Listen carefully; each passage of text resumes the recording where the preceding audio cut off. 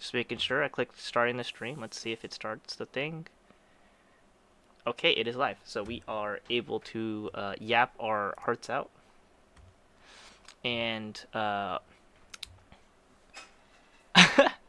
guess we just start off with the usual. No need for introduction. But Red's with me today, again, because I like to do it with Red. I don't like doing this stuff alone. Um, and we're going for LB3. This is based off the template of LB1, so a lot of characters will be moved up significantly due to we're talking about LB3, and we're talking about if you own all the styles for the character and everything about them, like what can you get out of them. This also will include Amon orbs. Like the update for Amon orbs makes it so then you can use their orb to decrease elemental defense for whichever ones. If you have the light one, you can decrease light defense now. But single target, and the numbers are AoE numbers rather than single target numbers. So they're a little bit less, but for certain supports who are debuffers who have the 25% increase in debuffing or more, these are incredibly potent and actually will bump them up a tier because now they go from just generic debuffers to being any type of elemental debuffer, which is quite insane. So that's kind of like the introduction, and I guess we can get started, Red, on starting with the Queen, Luca, Limit Break 3. I've actually recently got her to Limit Break 3. I think the best way to put it is, as a support, it doesn't actually change her too significantly. There's a lot of extra things you can do with it now, but as a damage dealer, she would go a lot higher. So I'm not going to mark the damage dealer portion on this general buffer section, since that is what over here is going to be for, and she's not part of here for some reason. Oops. I don't see her here. I'll add her here later. But we're only going to talk about how good she is as a buffer, and as well as, of course, all her other roles. Just that we don't want to, put too much things everywhere. But Red, do you have her? Did you end up limit breaking 3 her or no? Mine is LB2, so I don't have it. From my experience, what it does help in is once you get into Diva mode, you can do a lot of new and extra things in Diva mode. Just because you have more SP to work with. This also includes her SS0, which is rarely something anyone thinks about or talks about until you have her Limit Break 3. So instead of being 12 SP, it's 10 SP for a 9-hit skill, which is very nice for OD gain. And very, very much usable as she will be in the front. So she gets to have full amount of SP recovery comparatively to like her, everyone else. Since if you want her in the front to keep rotating her SP, and she will always have Diva buff with crit. So that means that she can always full heal herself as long as she's hitting the enemy. This also allows her to be a very good DR, blaster, because now it's not so expensive. It costs 4 less SP to just give herself hit count and then whap them with your DR skill with SS2. So since we're talking about having all the memorias and stuff, this would easily bind her to tier 10, not just up here, but to be honest, pretty much at the top of the top. So someone mentioned, let's see, I clicks on this so fast once I actually saw it. How far we just started. So you're not, we literally just started on the first, so you're not late at all. But that's have been my experience, and from me watching other JP players play, and high what's it called again? Scoring teams, as well as some crazy like four turn clear, 3 turn clear fire teams, which has a lot of looping. This is heavily involved, as well as like this passive is heavily involved, which actually makes me leader best of the best because she's already within the top, to say the least. So, Red, do you have any complaints on that? No, Diva Ruka is probably just the best unit in the game. Yeah, Indisputably. She's insanely good. just a little too good. Tama 5. I still think she's pretty insane. Limit Break 3. She's just not required, and it depends on the team. But the difference between her Limit Break 1 and her Limit Break 3, in my opinion, really gives her a lot of extra breathing room, which she really needs. You will end up. So, Ian doesn't have Suit Tama yet, and I will mention this. I've mentioned this multiple times, and hopefully people quite understand. She cannot be your buffer and your healer at the same time most of the time. The reason behind it is it costs so much SP to do both. So you either have to pick and choose, or even in this current meta where, like in JP, where you get a lot of SP, because there are other characters you want more SP for. So the biggest takeaway is that it allows you to do more things than she should be able to do, and that in that itself, I think, is makes her go from tier 9, at least 1 tier, possibly even 2 tiers, up to, I mean, not 2 tiers, but like a full tier versus a half tier up, where she's insanely good. The only real difference is you don't really use her in every single team anymore like you used to, because there are other Mind Eye givers, as well as more characters that are in the top tier are that are damage dealers that can give themselves Mind's Eye. So she's not a requirement, but she's really, really good. You have anything else to add for that, Red? Nope, she's still the most reliable source of Big Enhance and Mind's Eye in one unit, and there are other units who can do it in different elements, but she can do it for every element, including the Yep. ones that don't have more accessible options. So And her LB3 plays a big part in that because her yep. skills are pretty expensive. So I still put her here. She is still really good, but just know that even if she's in the top, she isn't actually actively used to the high degree that this list kind of shows her to be. It's just that it allows you to use anyone as your damage dealer rather than select ones, right? For instance, Kanade 2 would be one of the select ones where you would not bring Tama at all. Adele 4, and Yotsun 1. So these two are pretty much neck and neck on how good they are. It really depends on what you're aiming for, depending on which one is considered greater. Where now Adele has a new master skill. If she has her Shadow Clone, she now has a mini Aoi 1 ult, where she is, for 1 turn, able to take all AoEs, but it does consume one of her Shadow Clones. And the best part of Shadow Clone is, unlike Aoi's block, you can actually dodge debuffs, which is insane. The other thing is that she can build DR, but it's only single target, and she provides fire attack as well as fire crit damage. No crit, but that's not too big of a deal now in Diva in Diva realm, because Diva allows you to have full crit chance, and you don't really have to worry too much about that. Which Yotsuha has the amazing additional ability of allowing you to not have to worry about setting up Ruka's Diva mode in order to get your crit damage. So, like, it just depends on your team and how you want to tackle content, on which one is considered better.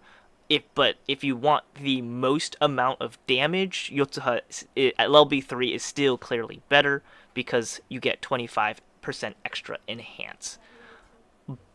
However, in Adele's sense, if the boss does have 999 DR and you don't really have a means of blasting, she was definitely something you would want to bring over Yotza.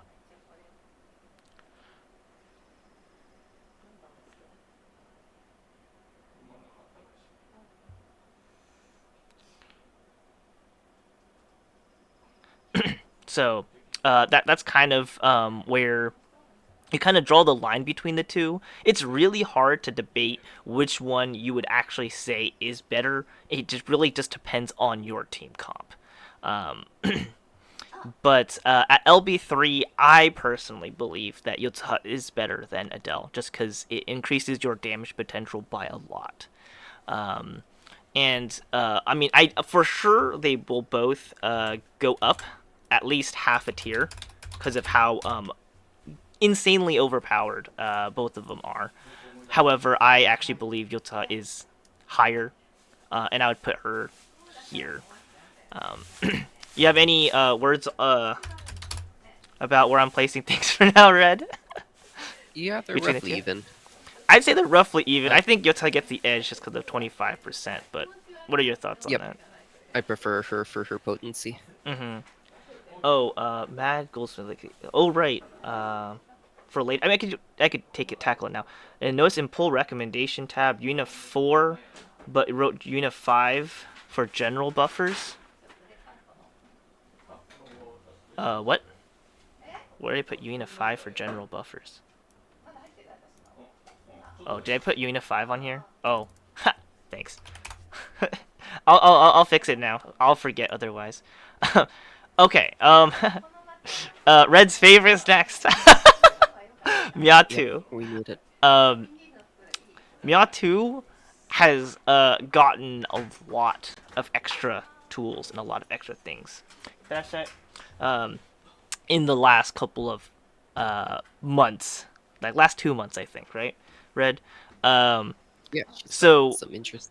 yeah, first of all, she got a master skill, which allows her whenever she's an EX skill, gives +2 SP to all allies. Note, though, that if your ally has more, I mean, like, will hit over 20 with the +2 SP before the turn starts, or whatever you want to call it, on that turn, she will provide 0 SP. So it's not like the other SP donators or like batteries where it's like, oh yeah, at 30, you know, um we can give up to like all the way up until the max of 30. No, for her it's like the max of 20. So just keep that in mind when you do end up using her in EN when she arrives. That is a thing, but she is a powerhouse on allowing pretty much rotating um, the amount of SP to the whole team, and not only that, but the Meow 1 now has an upgrade for her EX, which allows you to also include a attack down and a permanent defense down. Now, the attack down is negligible, to be quite frank, but the defense down being permanent is incredibly huge because for Mia 2, her LB3 passive allows your defense downs to be stronger by 25%, which is a huge deal. Incredibly huge deal. On top of that, the other thing that it really notes is that the Amon Orb change allows her to hold Amon Orbs. And so she can also now be your debuffer for any element, um, and be really potent in that because she's also able to make that Amon Orb, which is supposed to be AoE numbers, as strong as single target numbers just because she has her LB3 passive. So she is incredibly potent. She is used in multiple teams, regardless of element now. Heavily, you want to use her in a place where she's not resisted, so not thunder resisted or pierce resisted, but otherwise she is incredibly potent. And I actually think, I might be overstating this, but I really think she deserves a spot in bottom of 10. That's how strong I think they've made her, personally. Red, your thoughts on your favorite character? I've been using her in pretty much every team since her master skill upgrade. It's so good. Yeah. She just fits on so many different comps now. And I it makes her like ice version better too, which is Oh, nice. what's funny is I feel like she's just better to use than her ice version. It depends, like single target versus AoE. Yes, yes, of course, single target versus AOE. But um, I mean, she can do sh- both. She's so true. good. I don't put her in the level of Ruka, Limit Break 3, but I feel like she is like in the tier of Sutama. So she's incredibly strong, incredibly potent in JP right now. Yep, Also, hi makes sense Kion. to me. Now for the Shadow series. So we now have four of the Shadow series. um, here, but we do have a fifth. I think I'll add the fifth after we put in everyone else in here. Um, like we move everyone here, then I'll add the fifth one in because I think it's just only fair. Hello, Kiet. So Shadow, Tsukasa, Hisame, and Misato. There's always been back and forth on which one is more relevant, which one's less relevant. Oh wait, I forgot. We'll also add, technically speaking, yeah, because of debuffer. Not technically. We'll also add Ichiko 3. I totally forgot because her image is not here yet. Very sad. So, we'll add these two to the list once, um, I finish up. So all six of them will be on the list. Um, Limit Break 3. The thing about Shadow is her Limit Break 3 passive kind of stinks. 18% more Thunder defense down. She is pretty good. However, you need to actually have her in the front to get the full effect. What's funny is that although those numbers look really bad, I actually punched in the numbers recently. Um, it's slightly better if you're only looking at the Thunder defense down portion, um, comparatively to Megu's passive, Megu 5's LB3 passive. If you're only looking at one instance of Thunder defense down, once you get to two or more defense down numbers or such, it's just not as good, due to the fact that Megu can put 25% on everything, but 18% on top of an AoE 45% is clearly more than 25% um, of uh, um, the 45%. So it's not great, but it is something, to say the least. Um, do I want to raise her up because of that? To be honest, these type of characters are the only ones that technically should go up only due to the stats that they provide comparatively to the other ones that are on the list. I usually don't really up characters because of their stats being more important stuff. But in this case, I would say the stats is what really umps them in this sense because they're the only ones that can increase weakness amount. So for Shadow, um, would I rate her to be in this upper tier or not? I personally believe that I don't. I actually don't. I actually think that she benefits the most out of every single character on this list, from stats than anything else. So by pure stats alone, I would dink her one up to here. But it may change. We may move things according to how we feel on the other ones. But that's kind of how I'm feeling about uh, Shadow 2. Is I think she does deserve a dink up just based off of the stats. And a lot of it has to do with she's the only one that can provide Fragile. And Fragile is actually incredibly useful. And the fact that she really needs to balance out her stats for both um, int and for luck. So she really needs both stats. A lot. Sorry, read the chat. Let's see. Do you think I should pull for Miyatu or save it for Shadow 2 and Tama 5? You should not pull for Miyatu. She is really high on this list. But like you should not. It is she's one of the units that starts off pretty mid, if not that great to be quite honest. But over time, she just keeps winning. They just keep giving her more stuff, and they also allow her to just use more tools to the point that she's just really good. I'm pretty sure that Red will probably also vouch for me. On her release in JP, we thought she was good, but not that amazing. We only kind of thought, oh yeah, look, she can do double everything without OD, but that was pretty much it. There was nothing else special about her. She didn't really help for elemental damage, so it was kind of meh. But as time went on, we got more and more tools with Amon orbs now in the mix. The upgrade for her passive, as well as the fact that Yunyun is not used in a team anymore. So you actually have to find a place to defense down. So in the past like 5 months, Mewtwo went from pretty good to like top tier. So I wouldn't really recommend like pulling for Mewtwo comparatively to making sure that you actually have if you're going for Thunder, Shadow 2, and going for Suitama.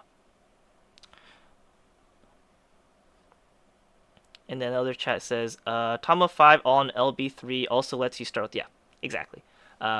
So those are my thoughts. Now we're just going to go down the list since we still have more. Kasa 4, I think she is the weakest one in terms of what she gets out of LB. A large portion of her issue is that limit breaks only increase one multiplier of hers, which is increasing potency on her weakness supply, and then the main problem is that her LB3 passive is increasing her buff rate 25% for her dark enhances, which is nice and all, but the main issue is that a lot of dark damage dealers don't really need it. So it's kind of like a weird mixed bag. Does it still increase her rating a little bit? Not too sure. I think she's probably like now considered the weakest out of the Shadow series. The only main difference is that she really empowers Aina 2 to the point that it makes Dark incredibly strong, but without Aina 2, Tsukasa 4 just feels like a fish out of water, and kind of unfortunate, to say the least. So they're kind of like a pairing if you don't have them together. Kind of yikes. I can't really raise her up because of that. Even if the stats should kind of umph her a little bit, it's just not enough because she's only debuffing one thing rather than multiple things. So I don't really want to raise her up. I think Red would agree with me. He's been on the advocate of she's on the bottom of the Shadow series for a while. Yeah, she hasn't aged very well. She keeps getting like slightly outclassed by other characters. It's And just then really Jiva came along. unfortunate. Yeah, it's unfortunate. Hisame 4, Misato 3. So these two are in a similar yet different boat. Their kits are kind of the same. Not exactly, but kind of the same. So Hisame, if I remember correctly, she gets extra turn from her common skill, which then allows her to to umph her EX, and her EX will be half SP cost. So you are saving a lot of SP using her, and with LB3, when she's an extra turn, which is not OD by the way, extra turn is literally extra turn, and which can also be abused by Yuina 4, she will decrease her SP cost by 2, which is quite nice, but rarely used and utilized. So more so, I don't think it's too big of an oomph to be considered like a giant tier upgrade comparatively to Nikaido, whose LB3 passive allows her to do way more things because she really needs the decrease in SP. If I remember correctly, Misato's LB3 passive is minus 2 SP. Am I mistaken, Red? It should be -2 I'm during pretty. overdrive, right? Is it during overdrive? I mean, she's 31D, so that makes sense. Probably. But maybe it's during extra turn because she kind of double dips. Yeah, they do a lot. Kind of. Oops. It's yeah, start of overdrive, self SP cost reduction by 2. Okay. Well, yeah. So, um, so Misato's mostly for looping during overdrive, while some is more so for setting up or continuing a loop. Hisame 4 really allows her more so to heavily utilize. Like, both of these are really strong because of Diva, to be honest. Um, Diva main thing is that she can give a hit count to Hisame and Misato. And if you are in non-Diva form, you can give a 5 hit count to both of them. And I think both of their skills, for all their skills that will hit, is 3 hit if I'm not mistaken. Which means, and they're AoE, so it, like, regardless of AoE or not, you're making your hit counts 8 for 3 skills in a row if you want to, right? Um, and that is going to be something that is important for building OD. So, in my opinion, that makes them utilize a lot of different things. And would that make them go into this tier? I actually think it does. Like, the fact that they can utilize all that jumps them up. Which one is higher? To be honest, I can't say, but I think it really depends on your team and which one fits the team better. To be quite frank, I think about equal as well. So, um, Red, what are your thoughts on my placements for them for now? I think that Hisame and Misato are both quite a bit better than Sharo in this meta, or in general, just in terms of kits. Sure. I mean, I would agree with that. I can. They just have so much more synergy with other top tier Yeah. units, I feel like. being able to abuse Yeah. multi-hits, and just So being incredibly good overdrive generators. now One, 2, 3, we will add in our favorites, Tsukasa and Ichiko now. Tsukasa will be moved here in the elemental buffer. Even wait, Tsukasa doesn't have it. Wait, what am I talking about? We'll move in No, Ichiko. That's what I meant. Man, I'm going crazy. Jesus Christ. So we'll move Ichiko now. I think at LB3, she probably is like not this top of tier, but I actually think she deserves higher than everyone else. But at LB3, I will put a caveat. I'll let, by the way, Red take the floor after this, but I'll make a caveat. Without LB3, she doesn't feel that amazing. But like, because it takes so much longer to get the ball rolling, but once you get the ball rolling, it's insane. So I'll let Red take the floor on her. Yeah, she looks amazing for light teams, and she is, just because she comes with the overdrive or light override and an eternal defense down and good multi-hit and overdrive generation and skill point generation. And that sounds like a lot, and it is. But she's also just really good generically in any team because most teams want overdrive and skill points, and she makes both of those really efficiently and really quickly. You can just throw her in most teams, and she will excel and make that team a lot faster and a lot more potent in their ability to dispatch the enemy. I climbed Hell Tower with her in every team, getting 4 or less turns in every single floor, and she was exceptional the entire time. Definitely my new favorite style to use. Yeah, she has so many positive qualities at LB3. Otherwise, she puts too much of a strain on your overdrive to be reliable. Yeah. So as Red was saying, like, I totally second a lot of the stuff he says.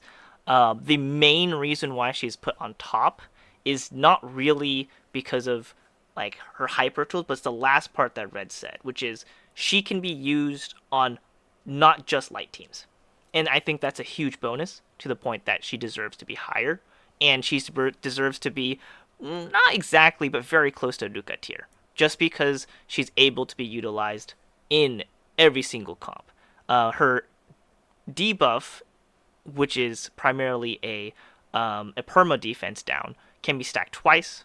And the biggest thing that Red didn't point out is even if it's AoE, it's single target numbers, which is a huge deal.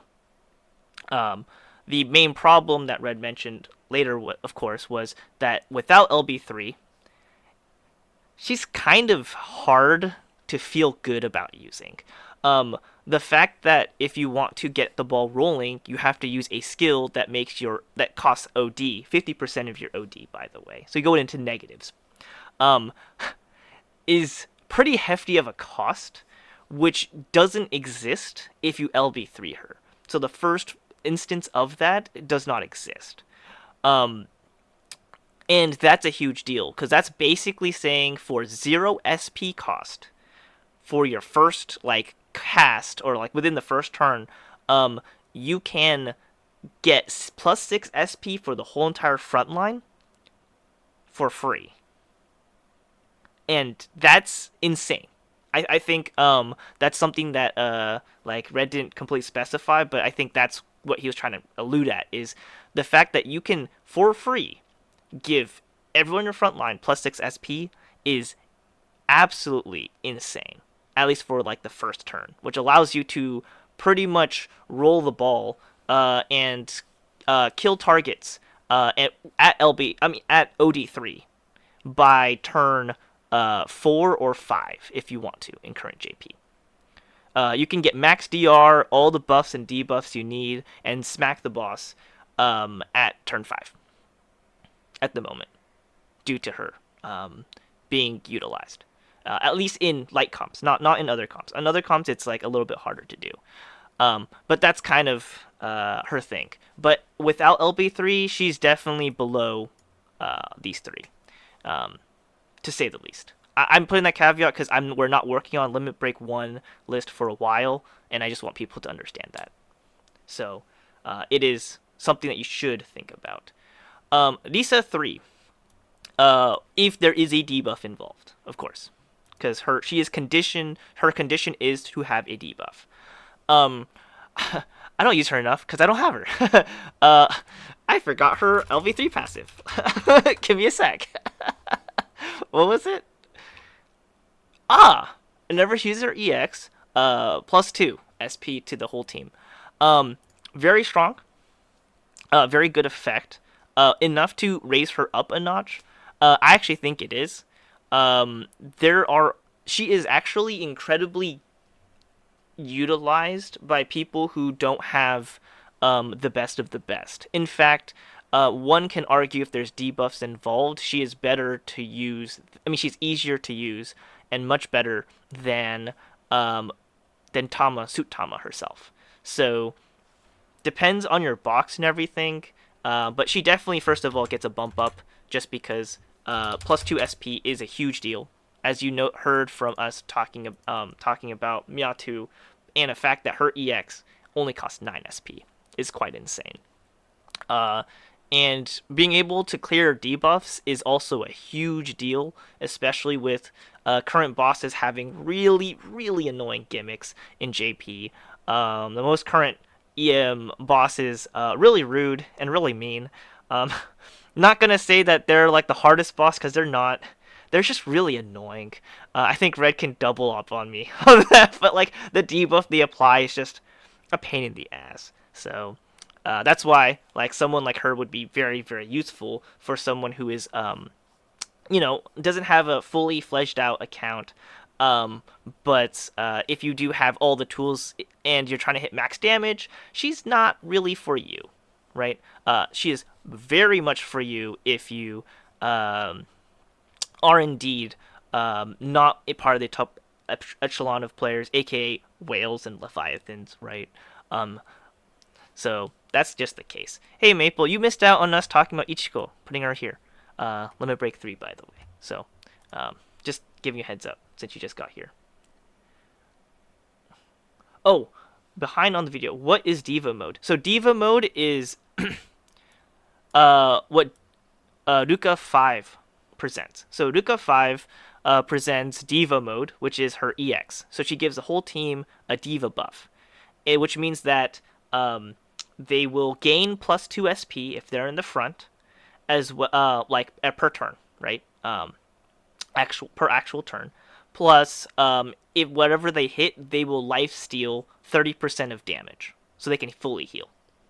Usually, if you have Diva buff and you use any kind of skill, as long as you're like somewhat close to their border, you will heal to full HP. I mean, full DP. So, just yeah, That's it. Aina 2 and Yuina 5. Um, Aina 2 also got incredibly strong. She's just like Miatu, where she can get a lot of out of Almond Orb. She can now, I mean, she can also, not now, but she can also get a lot out of the regular defense down orb. And a lot of that has to do with the fact that that even if it costs 9, this is only if, by the way, you have Admiral on your team. She can give, at Limit Break 3, 30% additional defense down. As long as the defense down costs 8 SP or less.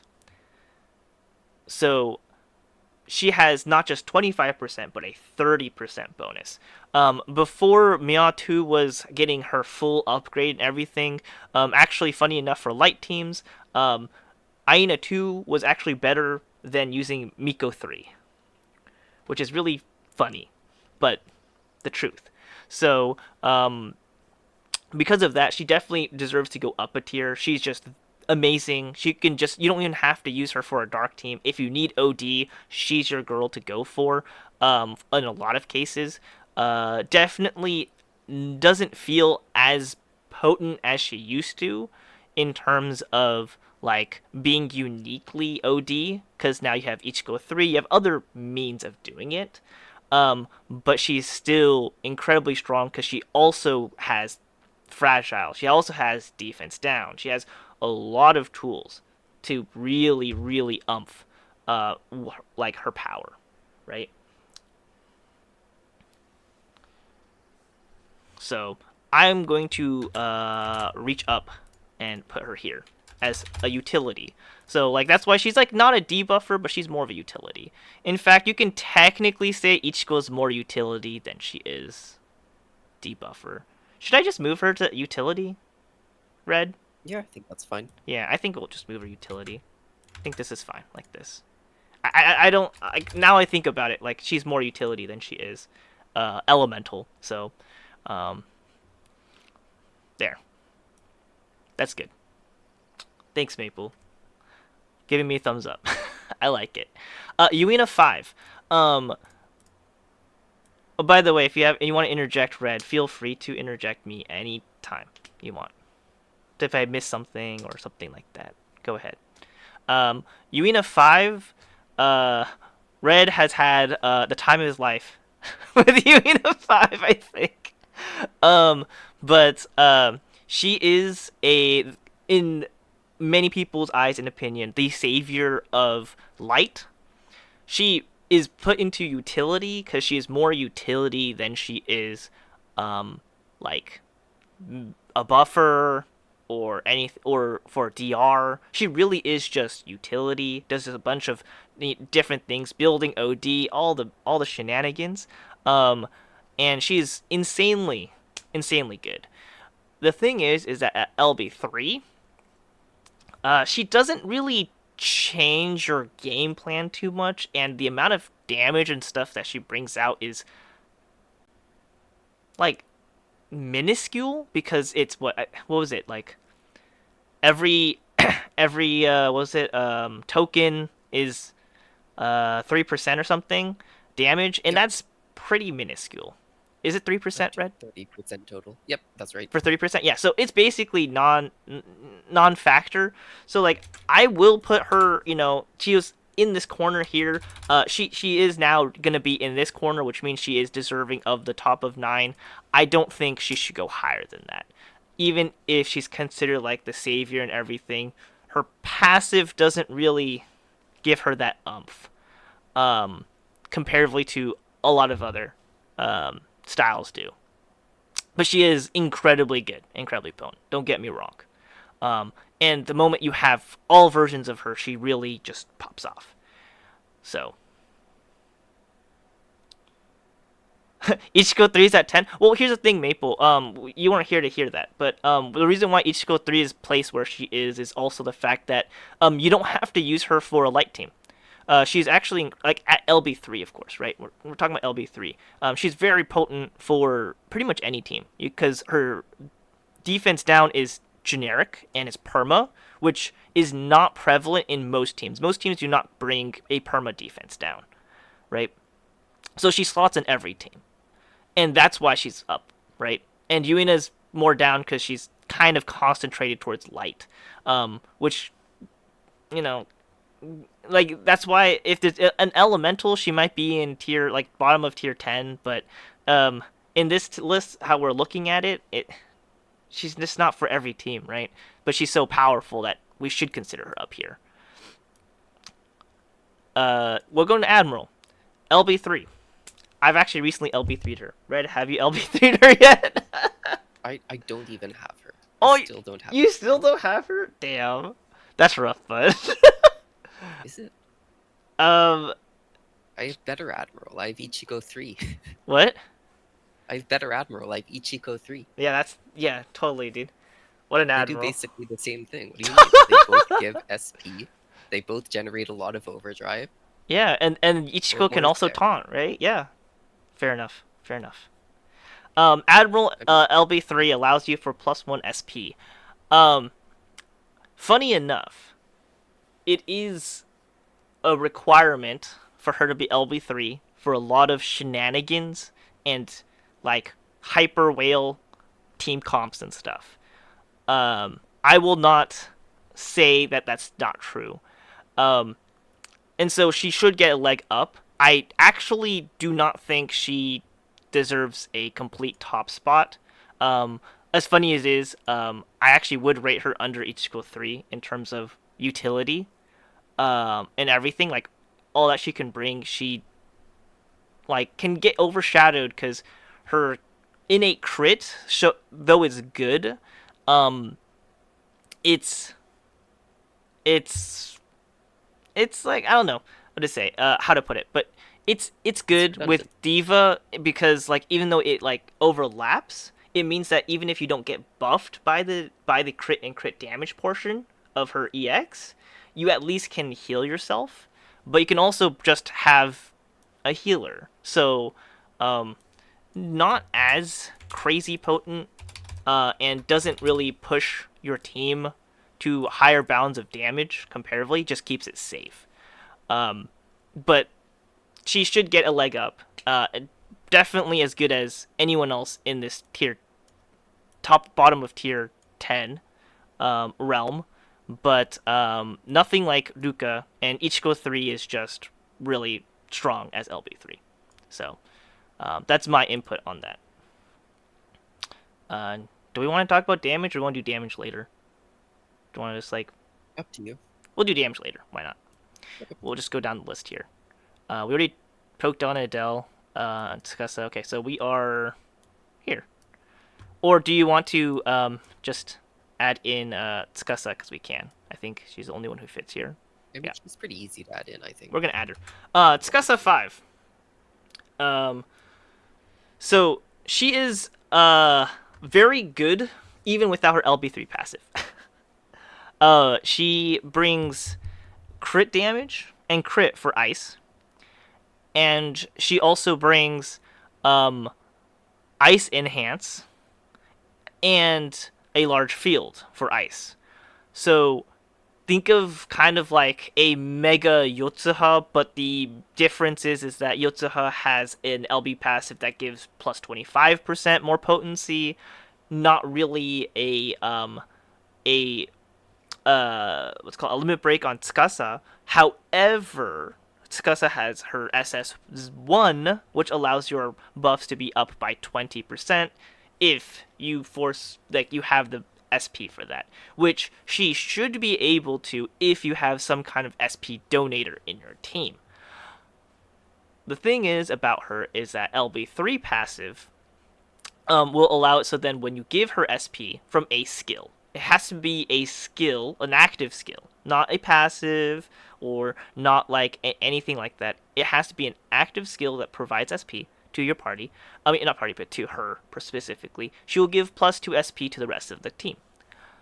That passive is what she has for LB3. Although it is strong, it is strong. I don't think the value of it is as potent as other LB3s because it's not always going to be used.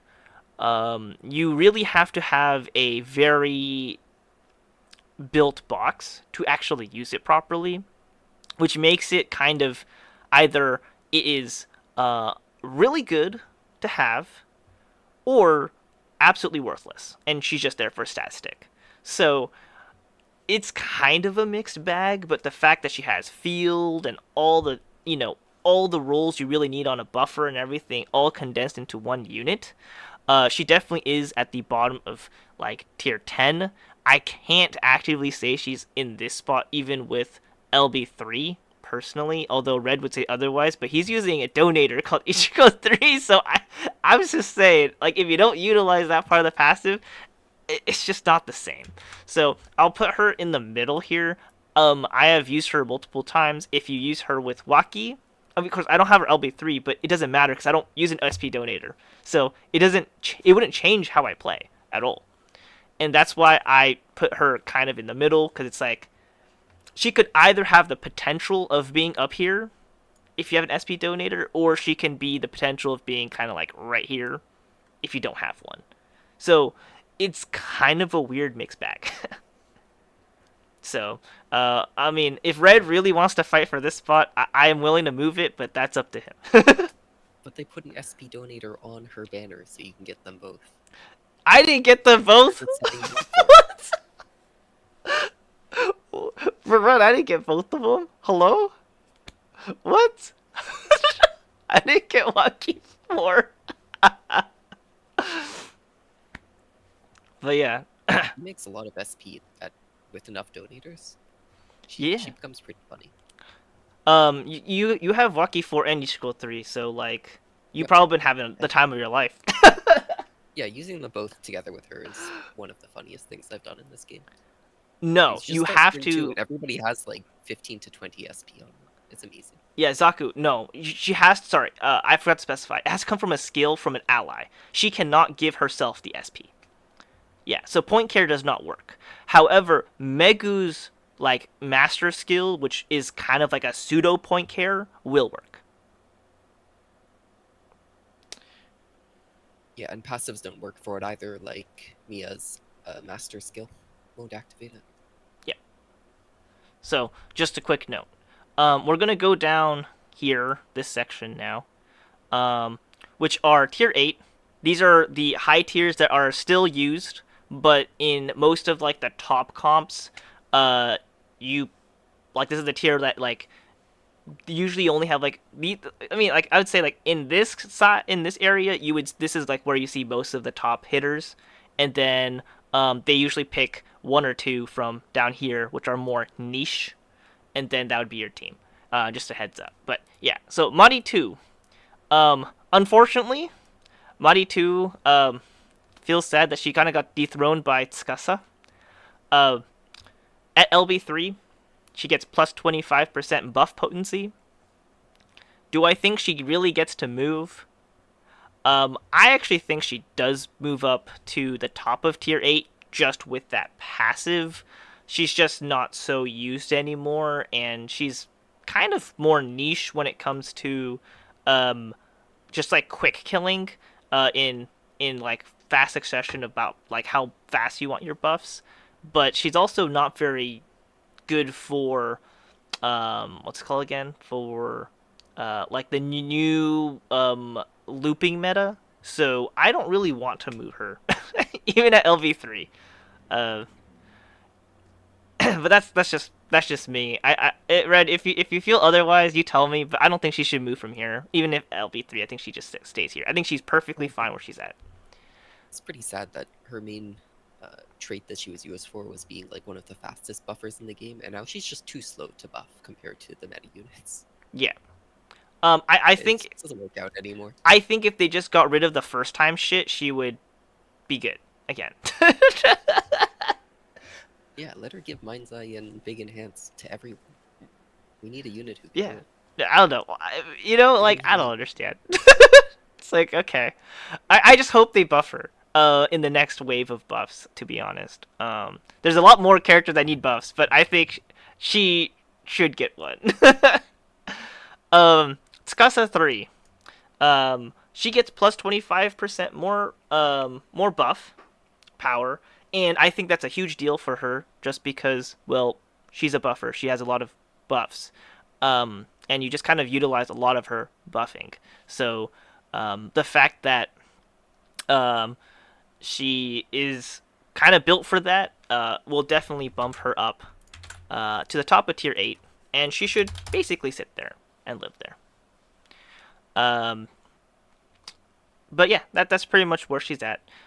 Chie 3, on the other hand, kind of got overwritten by Tsukasa 5. She used to be up here because she was the only ice buff for just enhance and crit damage. But there's a major flaw. Um, because she deals damage, which is nice, by the way, because she builds OD, a little bit of OD, and the fact that she can heal, which is also really nice, actually. Like she's actually a very good unit still. The main saddest part is that her enhance does not increase through level, which makes her very unfortunate as like one a piece to use. So unlike Tsukasa 5, which is her ice enhance will increase with every skill level, Chia 3 actually doesn't. That's also why that when she first came out, and I was still using Sierra 2 over Chia 3, I needed the defense up, by the way, so that's another deal. But like the fact that it didn't scale with skill level felt kind of meh, and felt kind of bad. Um, but with her LB3 passive, it actually allows her to get more buffing. But is it during extra turn only? It's like 25% or 30% on extra Yep, turn. extra turn only. It's like that. It's like 30%. 30%, right? Yeah, 30% on Yep. extra turn. So like with the current system, I would actually put her down here for LB1. But because we're only talking about LB3, just like Mari 2, she doesn't move. So funny enough, it's both of them got knocked down here because of Tsukasa 5, but like I think they both don't move, and I think that is a fair assessment of like their power level comparatively to how potent Tsukasa 5 is. Um, like it just shows that that's just how strong she is. So yeah, that's kind of where I place them. Red, what are your thoughts on that? Yeah, it's pretty unfortunate for her that Tsukasa 5 exists. It's tough being Chie. Yeah, so that's just kind of where we're placing. Now we're going to Maki 1. I will actually do all three of these right now. I think it's there's not much here anyways, but I think it's good to put all three of these together and talk about them. Um, Especially with the new Amon Orb changes and all the different things. We can kind of like move these girls along. The reason why before Maki was above Fubuki and Isuzu and stuff like that is because, well, she also has blasting utilization, um, and of course, if you have hit count, it's hit count as well. The problem is now is that Amon orbs exist, and Fubuki and Isuzu get way more value out of Amon orbs than Maki does, because, well, first of all, Maki is not a debuffer, so Hoju for debuffing is non-existent, which is tears. My bad. I'm too used to saying Hoju. The other issue is that Maki's innate, um, like difference of being a blaster can now be basically supplemented by the rest of your team already. Unless the boss is 999, then less of a thing. But for most elements, it's not a big deal. You don't really need it. Um, the main concern is that her base values for int and luck are actually pretty bad. Red, I don't know if you've actually seen them, but like they're pretty Yeah, bad. So, because of that, it's really hard for her to hit max potency. In fact, It's so hard to hit max potency that um, I just I just know. I don't know. I just feel like she's just not amazing comparatively to the other two. So, um, would I still put her up? Yes, I would, because of like she could still use Amon Orb. She can still do a lot of the different things, but not as good as these two. In fact, Isuzu has a plus 25% um, bonus on debuffing, while Fubuki doesn't, which I now value Isuzu to be above Fubuki by quite a considerable margin. This is kind of like how I would place how good these four units are as LB3. Um, Red, if you have any input on this, or if you think I rate something too high or too low, you let me know. You can Yeah, too, Maple, by the way. seems about right. Part of me wants to say Fubuki should be a little bit higher, but Wait, I guess actually, you know what? I think you're right, because I totally forgot about Fubuki 2. So Fubuki 2 also exists. You're right. You know what? You correct me on that. That's true. Fubuki should go up a notch. This is believing in the fact that you own Fubuki 2, which means that you can also what's it called again? Get OD really fast. Of course, only one time. That's the caveat, right? The first use is 75%. The second use is 25%. Just remember that your DP goes to 1 whenever you use the skill. So, just a heads up. So, yeah, that's kind of how it is. I think this is like the difference between how the debuffers are and how potent they are, especially with the Amon Orb changes. They're incredibly potent. Like, maybe too potent. Now we're going to the elemental debuffers that are originally tier 8. Just don't get hit. Yeah, true. I mean, you can just use you mean a Aoi. four? Two. What? You mean a four because then you hit Yeah, overdrive you with could also the do that. attacks. Um, and then you have the Megus, Miko, and Isuzu. So, Megu 5 has the beautiful plus 25% defense down. That pretty much made these girls so much stronger and put them in this box. I mean, these girls stronger and put them in this box. Megu 5 also has the common skill for increasing her potency of her field by 15% flat, right? Not 15% of the field. It's 15% additionally onto the field. So that means 65 will turn to 80. Really, really strong, really potent. Um, the nice part about her is that um, she can do fragile. She can, if you have SS2, she can do regular defense down for single target, as well as AoE for thunder defense down. Um, just a lot of tools, essentially. Um, if you are feeling it and you're only hitting single target and you don't want to use her EX twice because you don't have enough SP, you can just use an Amon Orb instead, which is really nice. It's a very nice quality of life like buff essentially that they added for this Megu. So overall, I think really strong, really potent. I've actually recently LB3'd her. It actually allows her to break bosses a lot easier because she's AoE damage, so actually you would expect her to not deal as much damage, but now she can. Really nice. And very much overlapping with Shadow too, but it's not too big of a deal to be honest. Mostly because of one concern of Thunder, which is um, that their debuffers kind of do one quote unquote like major debuff that can stack per turn, which is kind of an issue for like the fact that Shadow and Megu have to use so many skills. So for instance, if you're using Misato or Hisame, a lot of them will get extra turns, which then will allow you to like do so much more.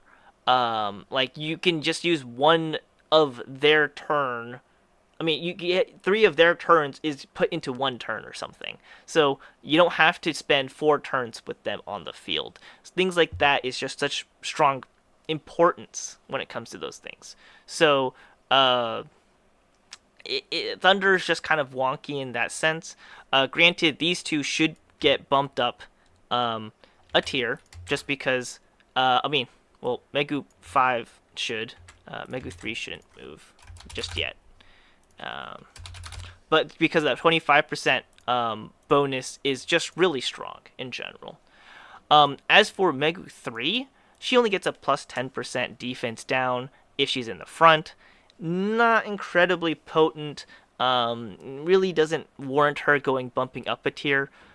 Just know that she is widely used in fire teams, even if she seemingly lower on here. Um, the thing is that like her alone is like that. The rest of the comp is so well put together that it allows her to be, even if she's a little clunkier with only doing 1 debuff at a time, she's just able to do it because everyone else can already put in all the other stuff that needs to be on the boss or all the buffs and stuff without worrying about her placement. So that's why they get kind of moved and kind of not.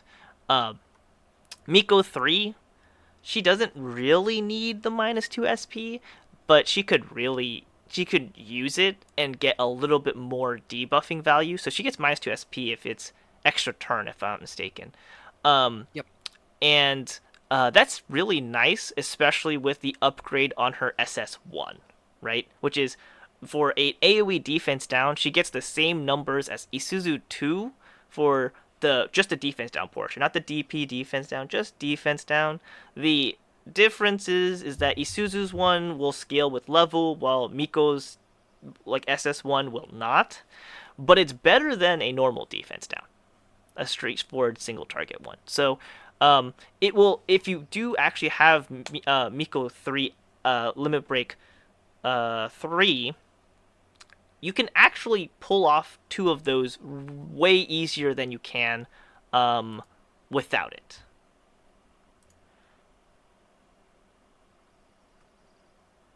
Yeah, Zaku, I'm not doing the cut and paste because then I have to copy paste another cell. I did it before. Yeah, it's just how it is.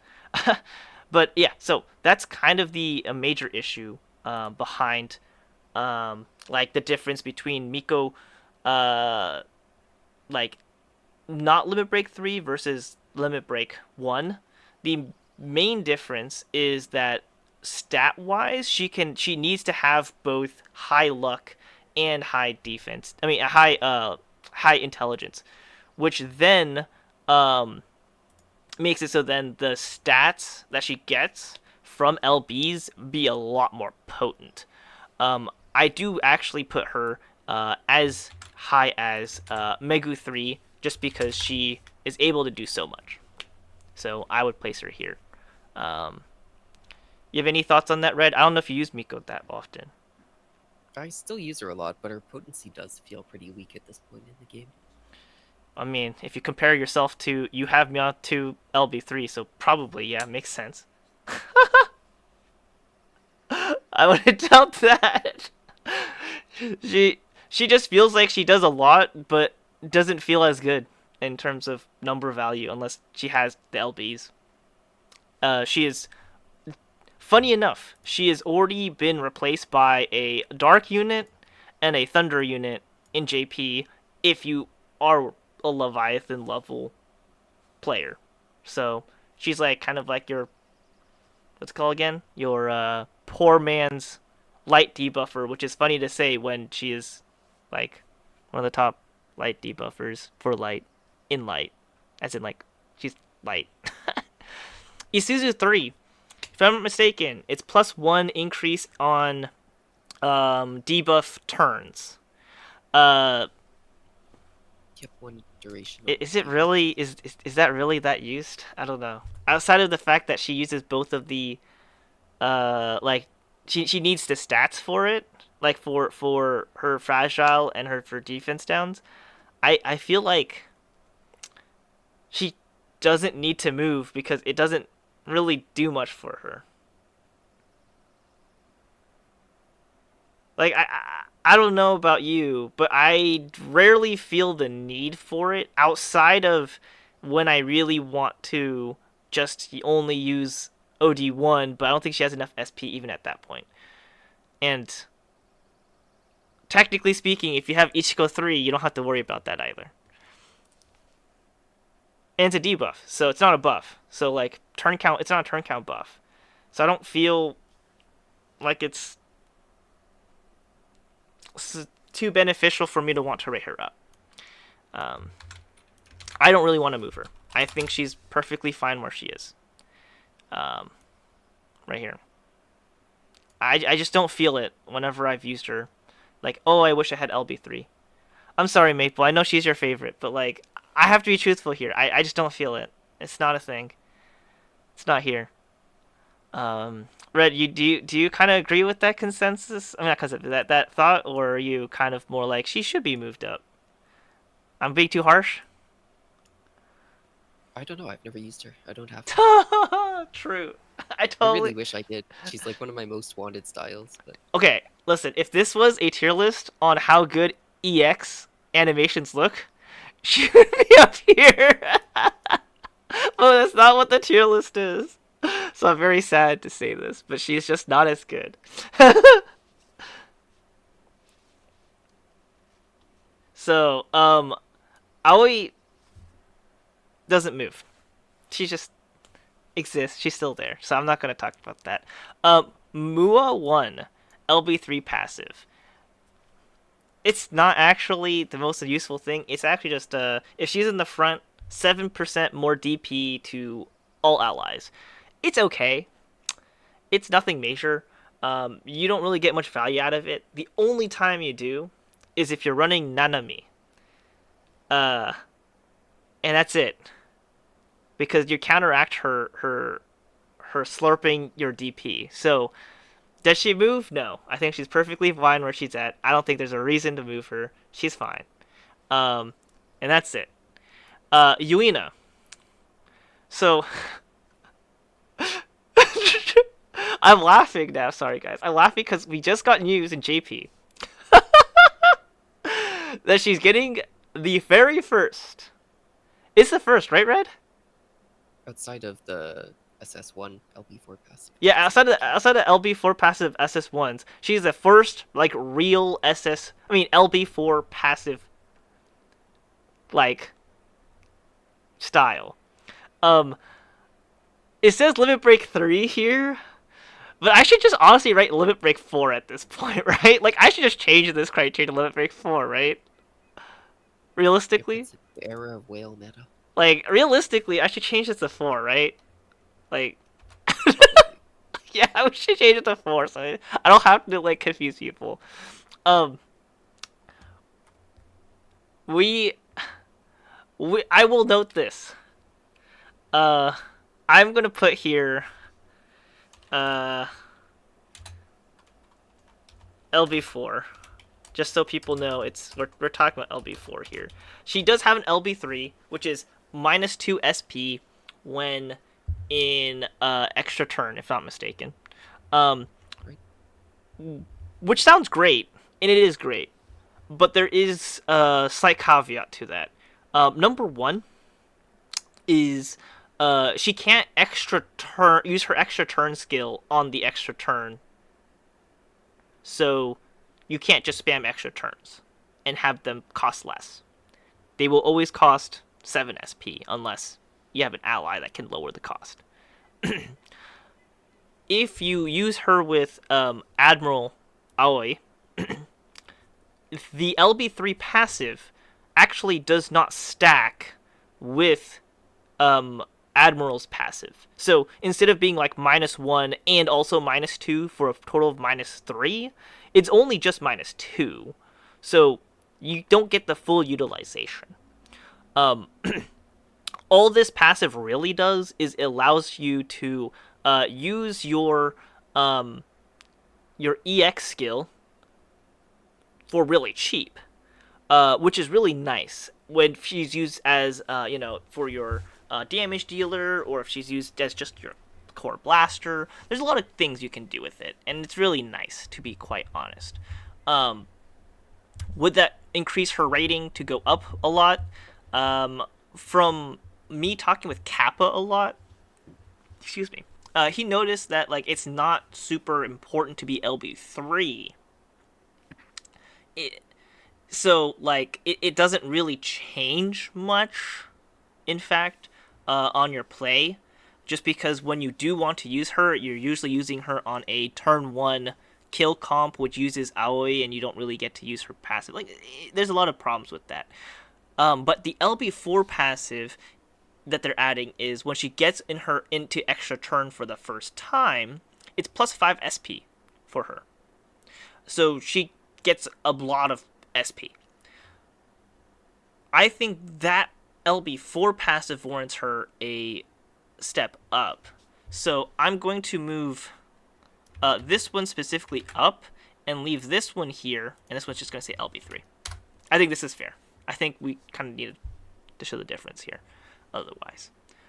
But yeah, that's kind of all there is.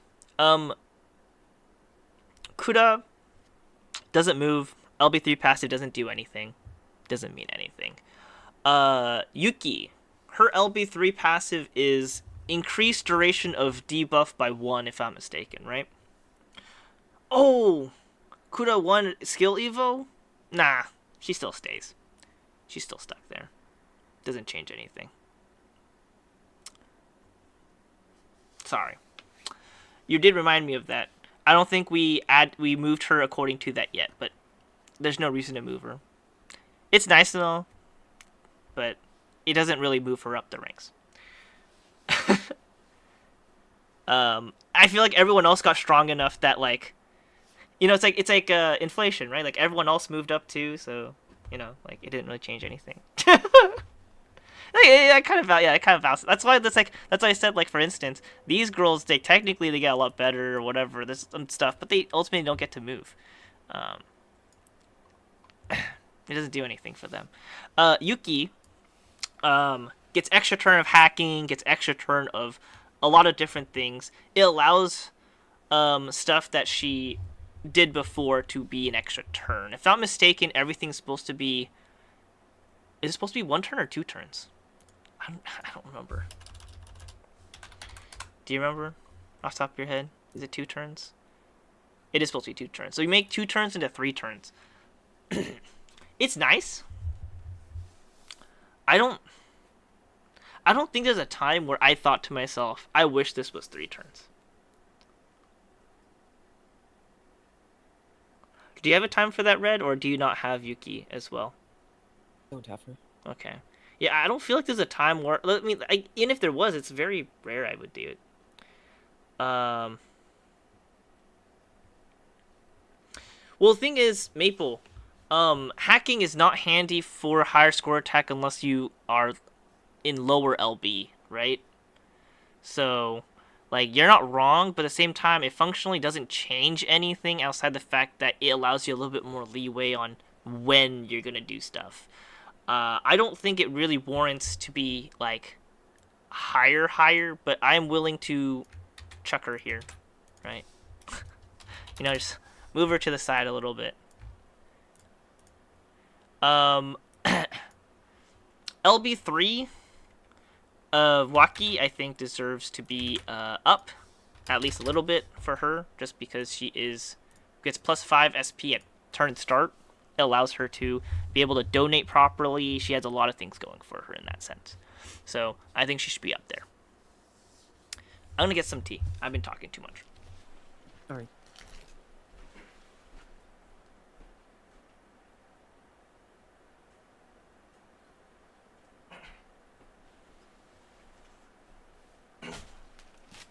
And already back for my tea, with my tea. Super fast. Okay. Going off of Strong now. These ones are probably not used like as much as anyone higher, but they are still used here and there if they're in the debuffer or utility support category, just because you want certain debuffers or certain utility to cover up your holes in your team.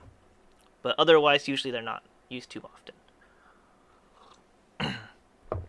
Union LB3, due to all the changes in life, I actually do value her still. If you, of course, don't have Diva, right? I would put her up one.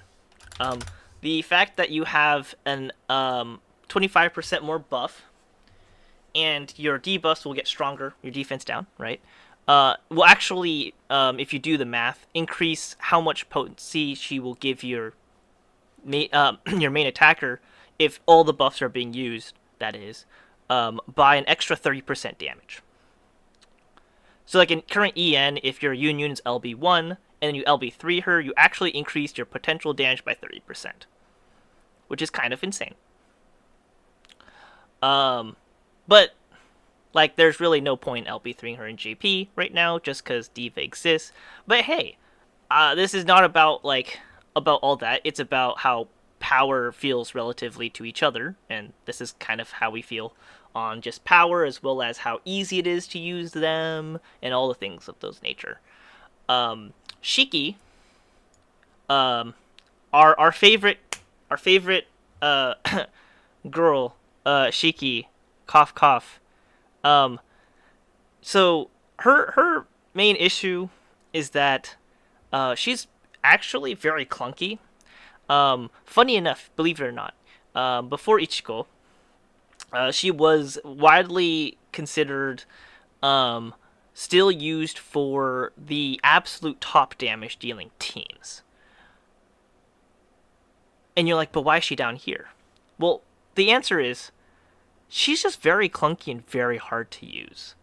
You really need a high limit break team and just a team built around her to make her work. It's just not fun to do that.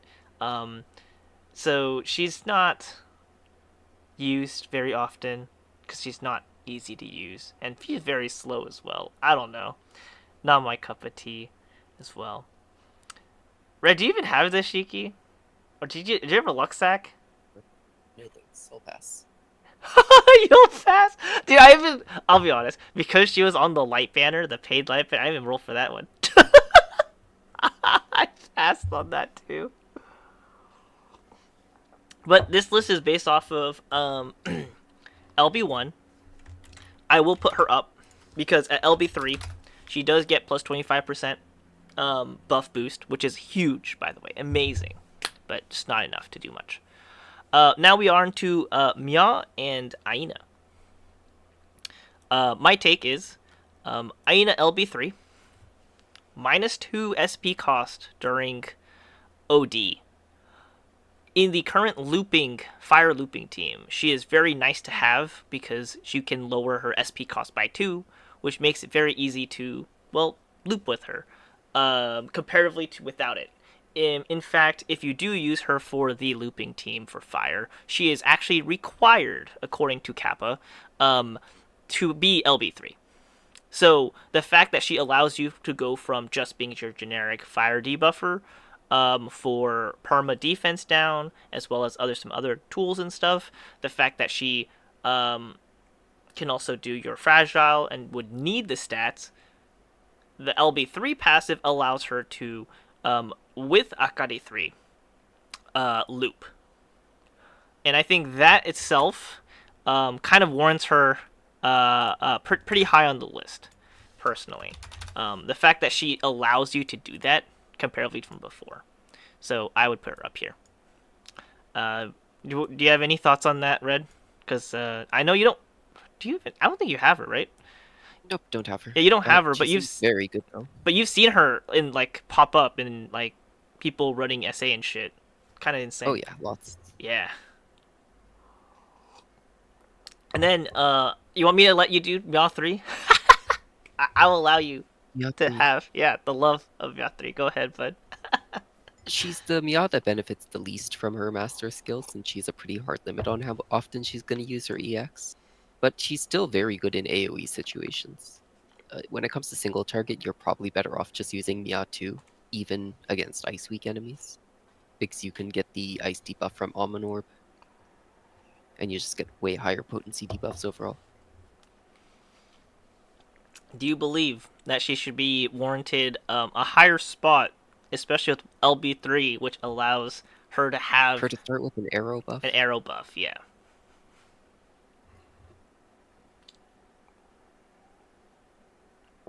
I think it should probably move her up. She gets a lot of potency out of that, You think because it benefits both do you sides value overall her team. up here, or do you value her just going sideways to at least fill up this slot? Yeah, just move her sideways. She's not Okay. very exciting, but she's good for AoE.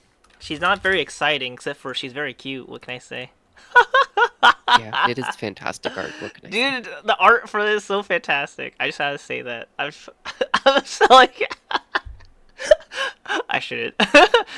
EDA 1, I don't think she should move. She's perfectly fine where she is. She's not used, like, pretty much ever, to be honest. But, like, the fact that if you use her for being a defender, she's this good is why she's there.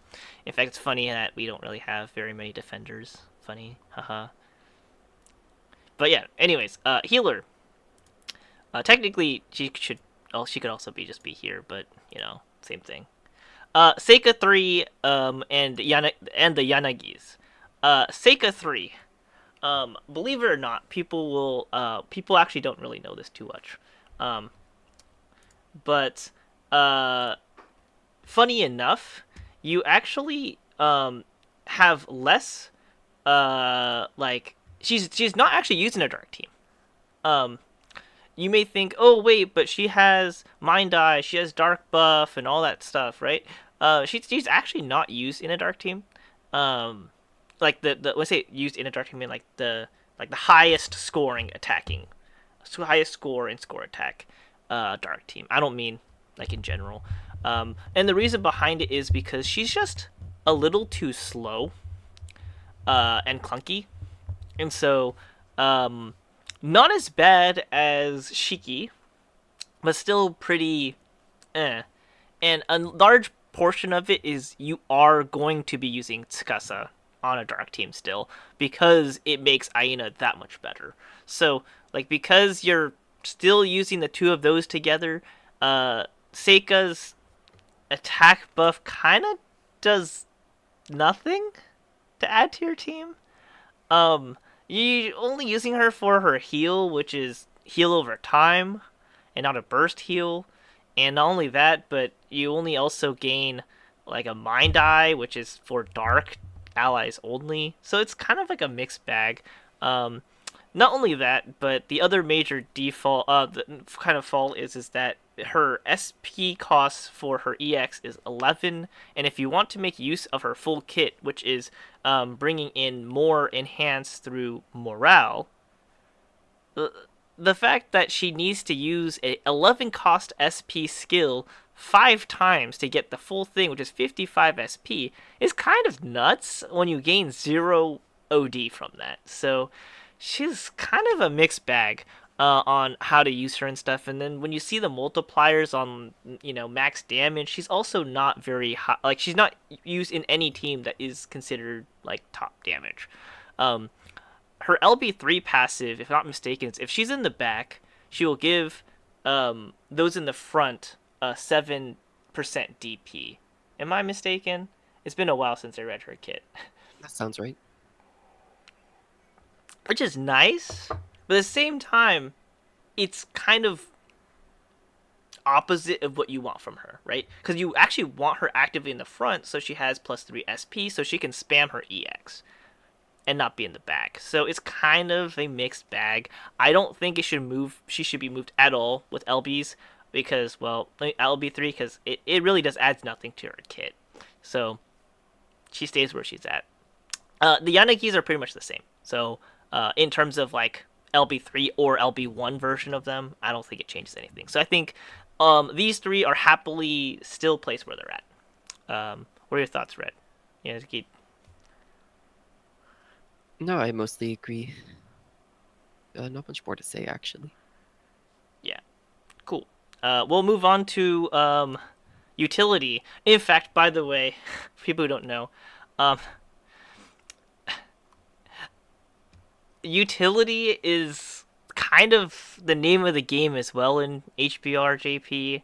A lot of the things you see in utility are really, really used in like JP. Like they're like the cornerstone that allows the crazy comps to happen in JP. Without them, you may have good damage, but you're not gonna have the crazy loops, the crazy OD gains, the crazy stuff that come with it. So just a quick note there. You will get the buffs and stuff from the buffers and the debuff stuff and the debuffers, but the utility support is where you get like so much for your team in terms of boosting them for SP, boosting them for a lot of things. So just a quick note. I don't know why I'm punching in here instead of like way earlier, but whatever. Akaris. They're lovable. In fact, now with Ruka, they can be used easily. I mean, like SS2 can, because she can break now. At LB3, she doesn't really gain much except for more damage, so there's no reason to move her. I think she's fine where she's at. In fact, I don't. I think she's the only one on this list that is like 7 and up that you rarely see in score attacks anymore, because there's just better options nowadays that can eat a slot and do more than just eat a slot. So she's not as used, but I think she's still considered. I would consider her strong because there's no one who can do what she does, which is break the enemy if they have massive, massive DP pools while providing all the OD that she provides. So she could stay. She should stay here, and she should just live here. There's no reason to move her. But Akari 3, she's also probably one that doesn't move too much. She gets one extra thing, which is that she allows her to gain 50% OD for your team if she removes a debuff, which will only happen when she uses her EX. So it kind of depends if the enemy actually has a buff or not, versus like how useful that passive is. Is kind of like who was it earlier that has the passive that I was like, it's hard. Oh, it is Tsukasa 5. Okay, it's like Tsukasa 5, like except for you, it's uncontrollable, right? Tsukasa 5 you can control because you just build your team around that, but um, it's just that it's just kind of iffy to use. Um, does LB3 work with attack down orb? Yes, it does. But she has to be the one who uses it. But attack down orb costs 9 SP Mezian, and her EX costs 8. So, and it hits for 3 AOE, or is it 5? It's 5, right? I don't remember off the top of my head. All I remember is that her passive is insane. She gets hit count buff for forever for plus 5, and she allows for looping. Should she be moved? No, I think she's fine. Attack on orb AOE? No, it's single target. Koju 3. I feel like I'm like the main person that I know that I like when I looked at JP players and all that stuff. I feel like I'm the main person who uses Koju 3. How often do you see Koju 3 anymore, Red? I don't think I see her anymore. I feel like I never saw her that often. I just heard a lot about her. Yeah, yeah. I mean, outside of Arts Battle, of course. Okay, outside of Arts Battle, And dungeons in and general. dungeons. You don't really see her. I feel like I'm like the main person who actually uses her. LB3 allows you to gain more OD as long as she's in the front line, which isn't very much to be honest. It's like what, 5% or something per turn, but it works really well with her kit. Like incredibly well with her kit. Does it does it make you want to move up her a tier? Not really. The main benefit you get from from LBs on her is she can hopefully survive a little bit more. From my experience, mine is LB3. She doesn't really tank hits at all. She just pops like a balloon. So I don't really want to move her. It doesn't really matter. I think she should stay there. It's fine. Yuki 4. LBs. Not needed. I think she should stay where she's at. Her LB3 passive is she gives the front line, was it 10 or 20% more DR for a turn? Something like that. That's all? Really? Yeah, Yuki 4? It's really lame. Oh, wait, Yuki's right here. See? That's all it Yeah. says. It's pretty, eh. I mean, if I click this, it's for EN, right? Yeah. There we go. I was like, I forgot if it's in English here for them, for those people watching this stream. At turn start, front line, 20% DR, for everyone in the front. Right. It's Well, that's fine. it's it's fine. I guess she can do that. It's not bad. It's just it's fine. Um, Yuki is one of the weird ones. That is heavily used right now, but she cannot do it alone, so she deserves this bottom of tier 7 slot. She has Super Break, which recently got changed. Now, Super Break, you can break the enemy using her EX, and if you break them, you will also get the Super Break effect of increasing the maximum DR by 300. Just note that before, in current EN, when she first comes out, you have to actually have broken the boss already and then use the EX for the Super Break to apply. Yeah. It's bad. It's really bad. Um in December, yeah, late December last year, so like 5 months ago, they finally decided to 4 months ago. Sorry, 4 months ago, they finally decided to buff her and make it. I mean, buff all super breaks and make it so they can be doesn't matter, right? Um, are Yuri and Yuki gonna move? No, but they're still now. They're actually used nowadays just because they can be, but they aren't really like alone pieces because they actually have to hit their elemental weakness. So to use Yuki 4, unless they're innately weak to light, you do have to use Ichiko 3. Man, I can't find them because there's no photo. Jeez. So just note that you do need Ichiko 3 in order to use Yuki 4, and they're actually a very good combo. Super Break is not common, and the permanent defense down is also not common. So they both are very nice additions to a team. If you're gonna add, for instance, like if you're gonna have a team, for instance, with Mia and with an Amon Orb or something, and you know, as your debuffer and your buffer is, let's say, like Tsukasa 5, like you're really just gonna like boost yourself out there. It does a lot. She really does a lot. Even if, I mean, granted, if you're using ice, you'd use UD instead, but that's besides the point. But they themselves are not strong. It is what allows them to use their ability that makes them strong, right? And then the more condensed someone's kit is, like, the more you can add this character that only increases the maximum break damage. So it's still not great, but it's just that there's nothing better. So they're kind of have the spot. I think this tier 6 is the last we'll go. I don't think anyone under we should worry about talking about for LB3. Just taking a look. Yeah. I think we'll just stop at tier 6. Even then, I don't think there's anyone really too much to talk about, except for in the buffer side, and that's it.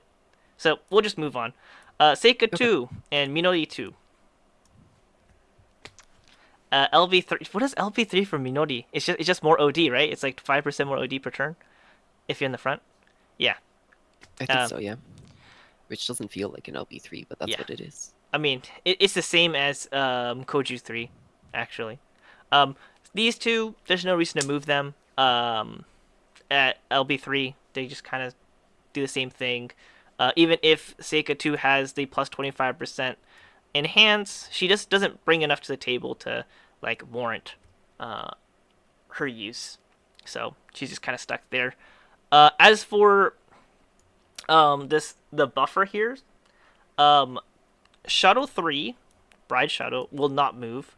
She actually just increases heals, if I'm not mistaken, for the one who is oathed to her. They just get some healing per turn, which is nothing crazy. Yotsuha gets what, plus 18% attack if she's in the back. Also, kind of mid, doesn't really do anything. And then Kaden, what is Kaden's actually? Do you know? I actually don't know. Funny enough. Increased DR? Who knows? Oh, worthless. Cool. Doesn't help the team at all. That's all you have to know. Um, so there's no reason to have LB3. As for the Irohas, Iroha 1 gains a mini field, like a 20% field, if I'm not mistaken, at turn start, and it's not that great. It doesn't do much. However, Iroha 2 gets a nice glow up at LB3. Um, she actually makes all of her fields that she puts out to be permanent, and she also allows them to get plus 15 percent on top of that, right? So she'll make a a regular field into a big field, or a big field into a super big field. So for that alone, Iroha 2 really just jumps up like notches. In fact, I think I'll just put her up here. I think I should put her up here. She just sits next to Casa. She's just really good, really strong, for what she does. So, major boost for her. And that's about it. I think that's the nice move that they have. I think anyone can agree that she is much better than Chie. For Casa, Chie, and Iroha, they're pretty much depends like how like you value things, but they're about equal in terms of like how often you see them and how useful they are. Um, yeah, I think this is a good place to put her. What do you think, Red? I think this is a good place. Iroha Yeah, I LB3. think that makes sense. Yeah, because like, she's not fully used. In fact, like Megu is still overused in her in most aspects still. So, yeah. Um, Megu, Miko, and Isuzu, LB3. What is Miko's LB3? Does she get 25% defense down? I think so, right? Am I mistaken? Can't remember what it is. I'm pretty sure it is. Yeah, it is. That itself, I think, would rate her one tier up. Just that by itself. Seems close to Mia, but like she's actually very strong, especially with SS1 upgrade. Very good, very potent, but nothing like Mia, so that's why they're half a tier under. Megu gains pretty much nothing, more damage after she uses her EX one time for the future EX. Of course, EX having to be her EX4, not EX1, okay? Really mid. I feel so bad because I love this Megu. She has one of the like my favorite ults animations, but she's just not it, unfortunately. Isuzu 1's LB3. I forgot what it is, but it doesn't matter. I think she also just doesn't move. I don't remember off the top of my head, but if I don't, that means it wasn't good enough. So 10% down at turn start, yeah, it's basically worthless. So we're just gonna leave her here. Totally fine. As for these ones, Ichigo 1 and Seto 2, we're just gonna leave them. There's nothing much. In fact, I am interested what they're gonna do with Ichigo 1 upgrade for her EX. Her EX upgrade. I'm really wondering what they're gonna do. Like, what could they do? Outside of like decreasing the cost, but the cost is 9 SP already. I Like, don't know, make it give SP to 31E characters. give SP? Yeah, 3 Like, SP, why not? you know, that's a good one. 3 SP to all 31E? Sure. Um, maybe like I think the other thing that could happen is a defense up will be like an additional turn or something. I don't know, which also would be nice. I don't think it like they've been not doing too many crazy things with upgrade EXs nowadays. So Tama 3 at at LB3, I think it was that she just gives more damage. What does she give? I actually don't know her LB3 passive. Thunder attack up. Is it Thunder There you go. attack up? Thunder damage? A small amount. One turn frontline, thunder attack Oh, up if DP is yeah. above There's no need to move her then. Yeah, 90%. she just sits there. She's just gonna sit there. Carol 2. Yeah, I don't think anyone cares about Carol either. To the point that I don't even know what she. I've been using her a lot lately, actually, for farming, but I don't know what it is. Uh, it's it's fine. I don't know. I guess one can argue that she does. I don't think she should move. I think she should stay. I don't know. 25% buff up is nice, but when you only have one buff, and you're not really using her for that anyways, it's kind of okay. It's mid. It's fine. Yuki 5, LB3 passive is actually nice. I don't remember which one it was. Is it if they cleanse the debuff? I mean, if they remove a debuff, or is it when they break? I think it's when they remove a debuff, right? After break. LB3 is after break. Oh, removing debuff is LB 0? 0? 0, right? Yeah. If you breaks, okay. That's kind of mid. She's not moving. For sure not moving, dude. Yeah, it doesn't move. Aina 1, I think is also 10% defense down or something, if I'm not mistaken, as well. But she also doesn't get moved. There's no reason to move her. Hisame 3 is more damage. No reason to move. And Yuina and Luca is more damage. There's also no reason to move. So, everyone else that's here, they don't really move with LBs. There's no reason to. And I think that's pretty much it. Is there anyone that should be accounted for over here?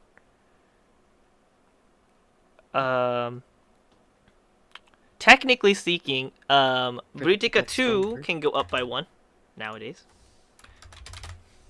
Right? If you're wondering why, it's because she can actually make use of Britica 1, who has the new Evo skill, which allows her to use her EX at half the cost if she's above 100% DP, and she cannot do it herself. Britica 2 is able to make that happen. So, yeah. As for the rest, Mia, I think, would go up 1, just because of the permanent defense down is just nice, plus the S2 SP for everyone is just really nice to have. I think should go up. Over here, just touching upon, by the way, I'm just touching upon where I think there should be moves.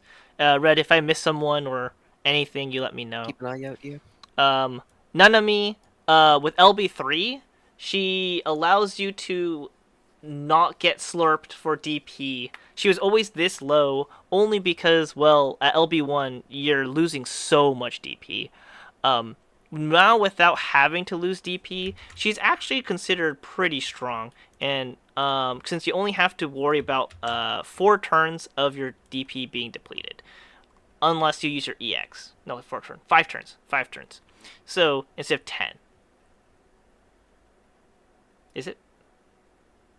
Yeah. So, because of that, I actually do value her around here. She is tier 8. In terms of like her power of a support, she has large enhance, which has a plus 25% bonus, even if she's not a buffer, because, well, just her passive that allows you to do that. She gives crit damage and crit for thunder, which is nice as well. And instead of it blasting for the other classes, like for 5 turns, it is 7 turns. So it's really, really long, and it lasts a really long time. Um, but without LB3 and higher, yeah, that slurping from DP is too hard to utilize that she does go and barely viable. Without that, she's actually pretty strong. Not really used because there's just better options and there's just better things, as well as it's a little too hard to actually use her properly most of the time. So she should be rated around here. If anything, she might be even rated right next to Shiki as well. But as someone who has Max L beat her, this is just how I feel about her. Any thoughts, Red? Or you want to go do something real quick? I feel like you would probably know about that better than I would, so I'll Yeah. trust what you say. She is really nice. She just eats up too much DP. A little too much. So if you want to play on hard mode, she's the way to play. But she is... Uh, without LB3, yeah, just forget about it. We should go to damage dealers now. Wow. Or do you want to put... Actually, you know what? Let's put in the... anyone who's a buffer, or, I mean, a non-damage dealer. So Chie 4. Gee. So Chie 4 is an interesting healer. She heals based off of how much damage she deals on her EX. She also has a solid heal from her common skills, and her LB3 pass. What is her LB3 passive for Chie 4?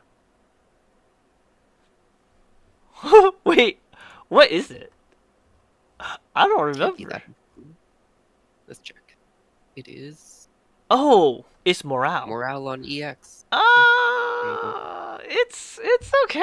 That's not irrelevant. It's not irrelevant. It's just it's a who cares. Irrelevant. The main part about her kit is that her heal is based off of either SP if you want to use it on her common skill of SP through her S style, or through her EX.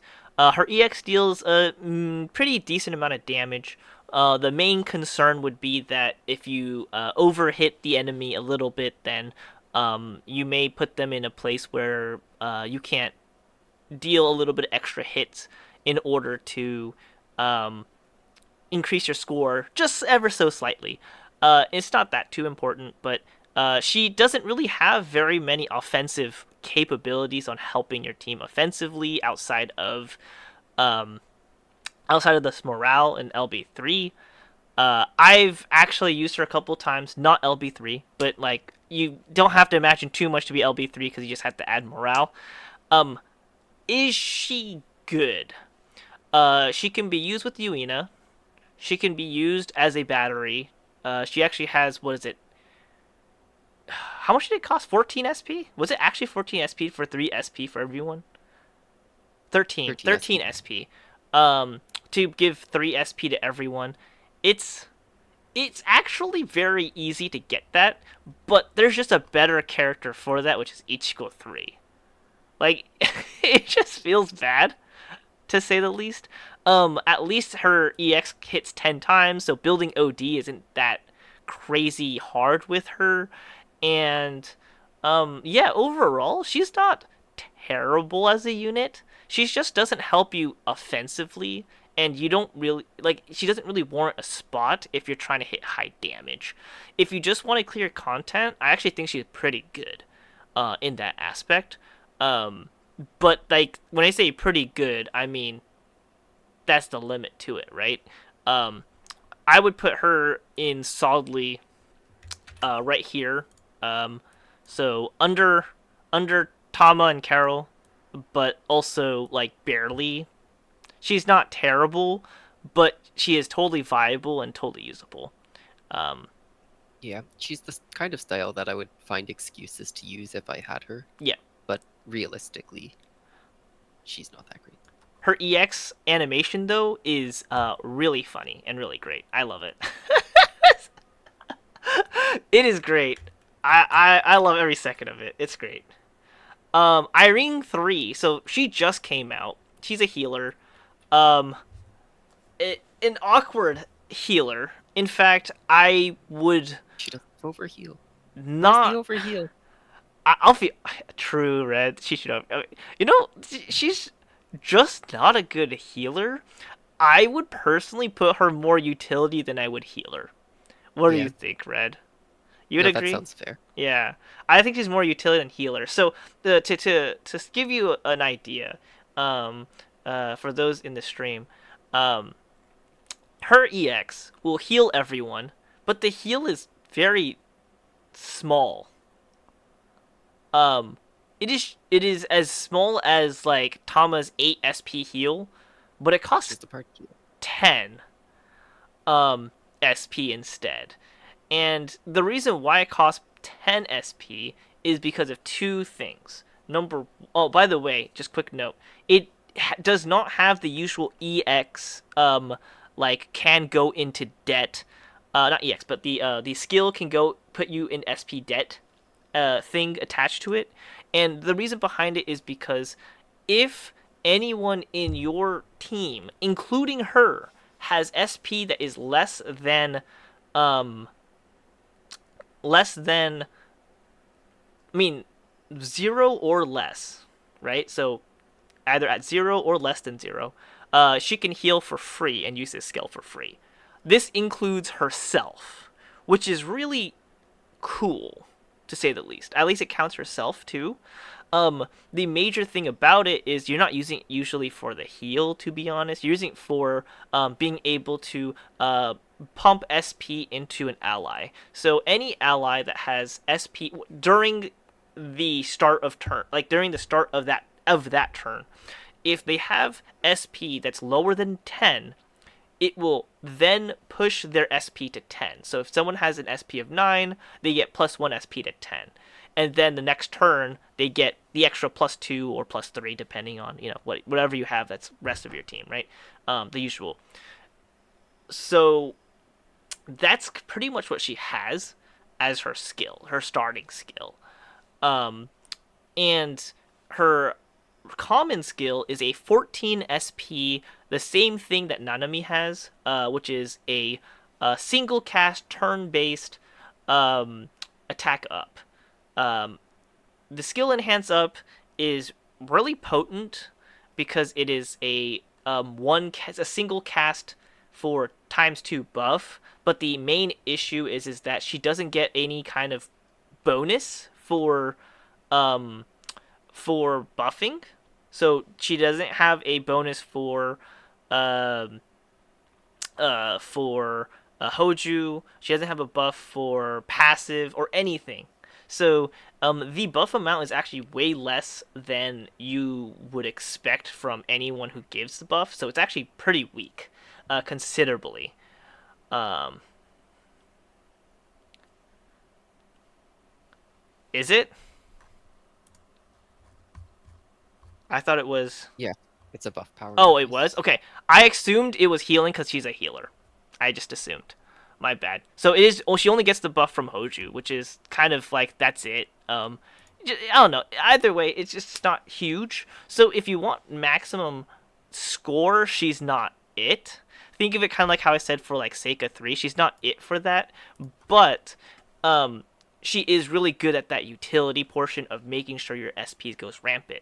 Now we're talking about Limit Break 3 passives. Her Limit Break 3 passive is plus 5 SP at turn start. So she's basically the um same as Suit Tama. What this does is actually allow her to use that heal skill, which is you would not use it for the heal to be honest, on turn 1, which means that every single team member will get plus 3 SP, except for her, of course. She'll just go like minus 10, right? And so everyone gets pushed plus 3. Instantly, everyone gets an SP orb for free, essentially. I'm not for free, but like at the cost of her SP, which is pretty good and pretty insane, to say the least. Um, and if you use her buff up, then it's 14 cost, so she'll be in the negative. And while she is in the negative, you can cost her. I mean, you can use her your EX that gives everyone SP to 10, as well as the heal for free, essentially. Um, she also has an LB1 passive, the first ever LB1 passive that's the same as S Union. So she gives, as long as she's in the front, she gives everyone in the back plus 1 SP. Is she good? Sure, but she's kind of niche and kind of not for top teams. I would probably put her more into utility, and I actually think she kind of fits here. I don't think she's just barely viable, but I can't really say. You know what? Actually, she should. We're gonna push everyone down. I think she's in the top of tier 6. I think that's what I'm gonna do. So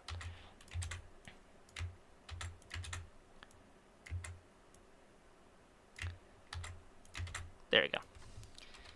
I don't think people can really argue me on this. I think she's not as good as anyone up here, but she's not as bad as these girls are comparatively. If there was like a split here, she can be in that split. Do you agree with me on this, Red? I think so. Yeah, she's just not objectively that strong. Yeah. Although Rem, the one who makes the database, he loves Irene, so he has you probably I'm pretty. Did he say he used shards, or did he say he's thinking about using shards? Do you remember? I didn't see. Okay, I think he said he's gonna use shards to LB3 her ass. Whatever. That's just him. That's just him doing his thing. Okay, so we're gonna go now to damage dealers. Um, so we don't eat too much time. We are already at 2 hours, so let's try to zoom a little bit, but also touch points on everything we need to touch. And on the stream, when it ends, I will put a marker on when we go to like damage dealer, whatever thing. If someone can note that, that'd be cool too in the chat. Then I can not worry about it. That also works. We're gonna start with we're gonna touch these girls last, but we'll start with the ones that are usually at the top. The piercing crit friends. They themselves are incredibly potent, incredibly powerful.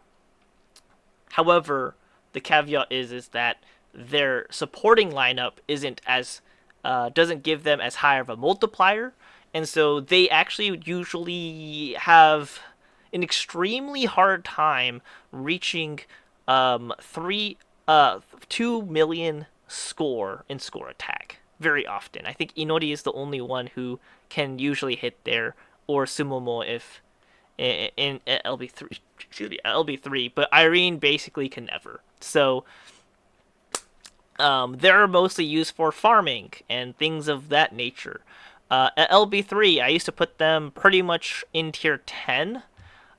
As of right now, I'm not so feeling inclined to put them in tier 10, but rather in the top of tier 9. After a lot of time has been spent. How do you feel about that, Red? Yeah, as elemental supports get stronger, they start to feel weaker. Because elemental supports have been getting incredibly strong recently. Yeah. So they haven't been feeling as good. I'm just gonna put them here. I think solidly they lay exactly where they need to be.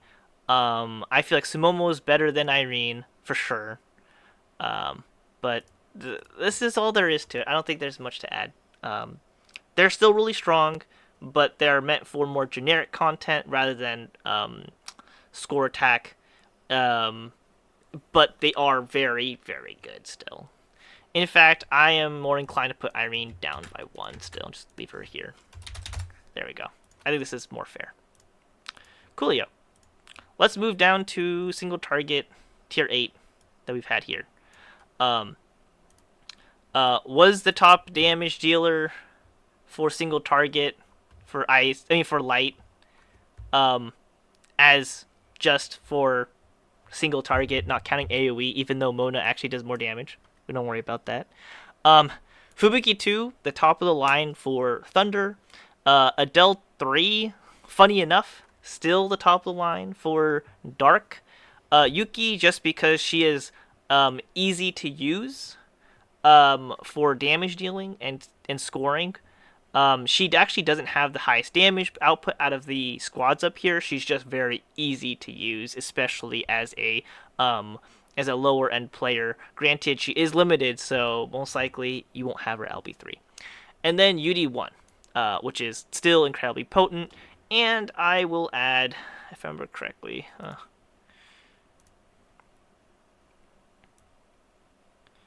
I will add. Dang, no picture here. Feels bad. Do. Did I not add her here? Oh, I did not add her here. That feels bad. Um, there we go. There we go. That's who I'm looking for. Ruka. So I'm gonna put her right here for now, just so there's a spot. She is a damage dealer, but she is placed in a weird place. So I put her like this. Um, so let's get started. So out of this list, obviously the best one is Ruka, not just because she is a damage dealer, but literally because she is buffer. She just does everything by herself for buffs. So easily in the higher echelons, I would put her in tier 9, if not tier 10. Red, do you think she should be here, or do you think I should just leave her here just because, like... I think there is fine. There's fine? Yeah, I don't think there's a reason to put her higher than this. I think she just should sit here. Yeah. Okay, cool. We're on the same boat for that. I was like, it's a little too high if I put her here. As for, do I feel like any of these girls go up at Limit Break 3? Fubuki really does a good job at Limit Break 3.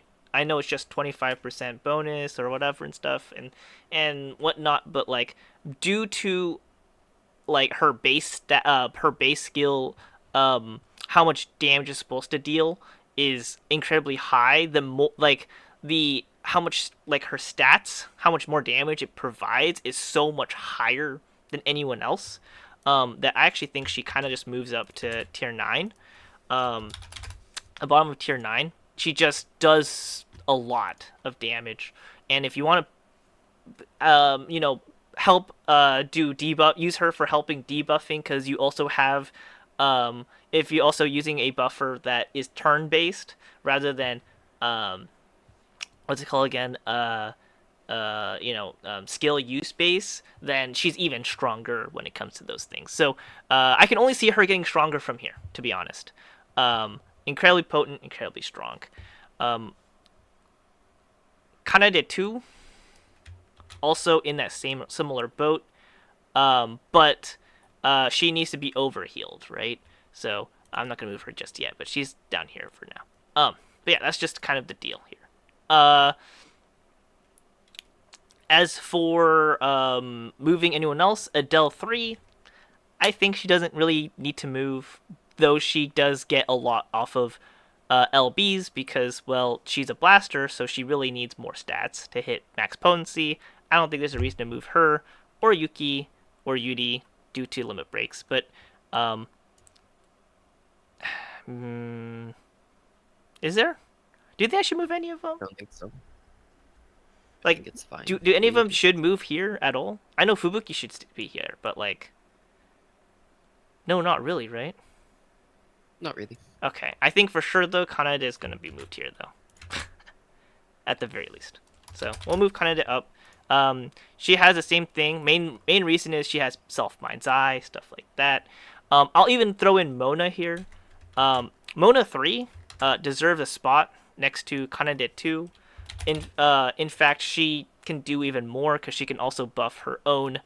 So the reason why she's up here is she can give herself Mind Eye, and she can give herself the Light Enhance, and it's turn based. So she can just do a lot for herself, and which is also why Mona 2. Is it fair for me to say this, Red? I think Mona 2 goes is here. better than Mona 3?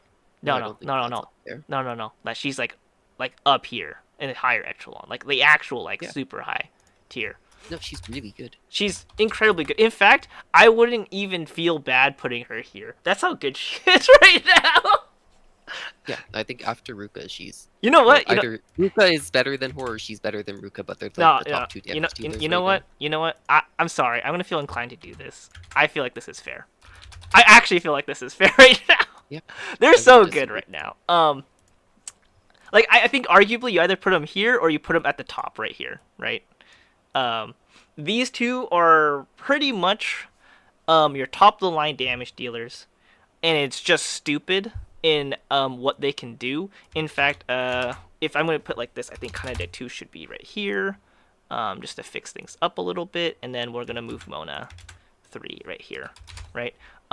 Mona 2 is just way too good. She's so good that she is better than your single target damage dealer. In fact, I actually want to put her right here and right here. That's how stupid strong Mona 2 is right now, if you want to know in perspective. So, yeah, they are the top echelon of damage. If you see some damage charts on, like, oh, like, who deals the most damage or whatever, you'll see these two basically hit the top of the charts every single time in JP right now. You want to see high score attacks, even if they're not weak to light, boom.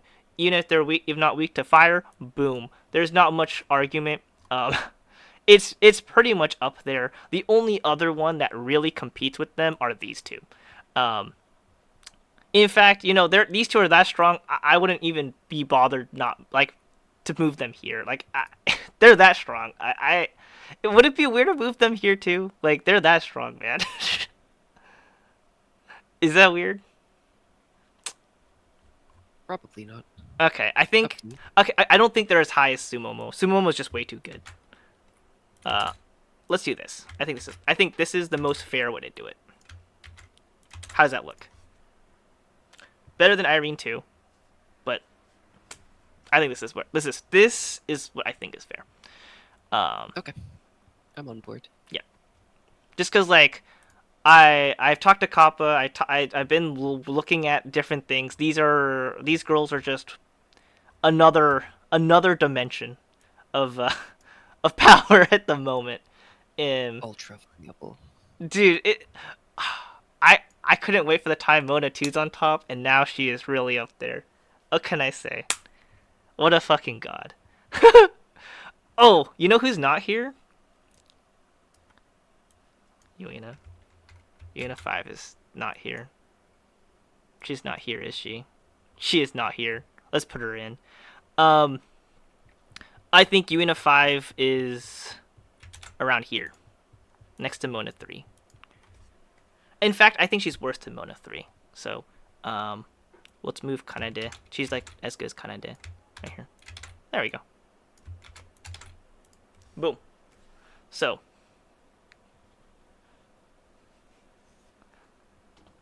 I think this is a good place for Yuina 5. Have you been using Yuina 5 as damage at all, Red? I've used her a little bit, yeah. She's a little clunky. I don't like using her personally. But I think this is the perfect place for her. I think she's worse than Mona 3, unless I want to move Mona 3 up here. Then Yuina 5 would be up here. Yeah, I think she's worse than Mona 3. Actually, you know what? This is fair. This is actually fair. For now. This is what I'll do. If you're wondering why, I think we need to fill in some slots. They're not that big of it. Like, the difference isn't like night and day between this and Mona 3. Mona 3 is relatively the same.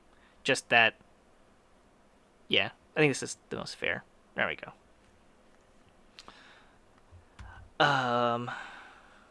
Mona 3 is way better than Yuina Maison. Like, it's night and day how different they are. You cannot put them on the same line. It is impossible to.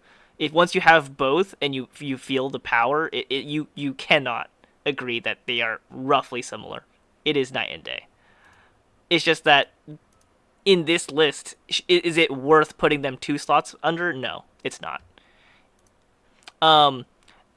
As for AoE, Mona 1 now has Mind's Eye. And she also has a great power.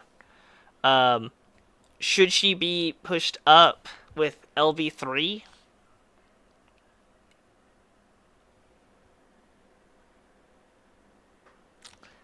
I think she's fine where she's at. I think all of these are fine where they're at. I don't think they need to move.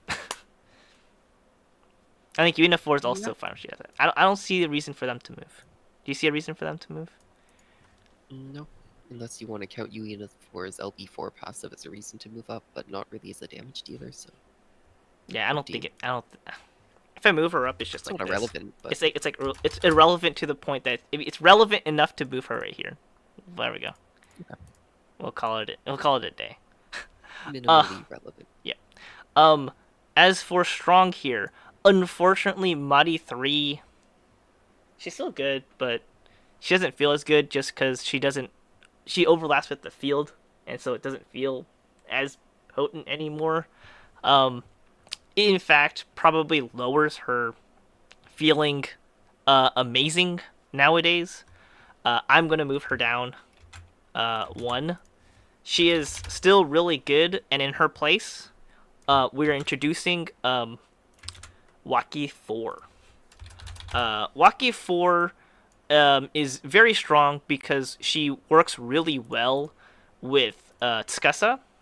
So the fact that Tsukasa exists is we're expecting your Tsukasa to exist because we were talking about like top teams and stuff, that she should just be placed in strong. Doesn't exactly compete with the likes of Light as well as Kanade 2 because she doesn't have Mind's Eye for herself, and there's other factors. But overall, she is incredibly strong right now. In fact, probably slightly better than Adele 2 just because she can, if your Kasa is Limit Break 3, she is just way better than Adele. Adele 2 is, in my opinion. I think Red has more to say about Waki 4 than I do since I don't own her, but um, what do you think of my assessment of Waki 4 so far? I think she's a little bit underrated still. She's kind of blown me away with how good she is, being able to take advantage of timed buffs to get her ultimate off multiple times, and it's so powerful and builds so much DR, and she just does so much on her own. You Not think to I mention should bringing move her up utility on to that. here? Up one?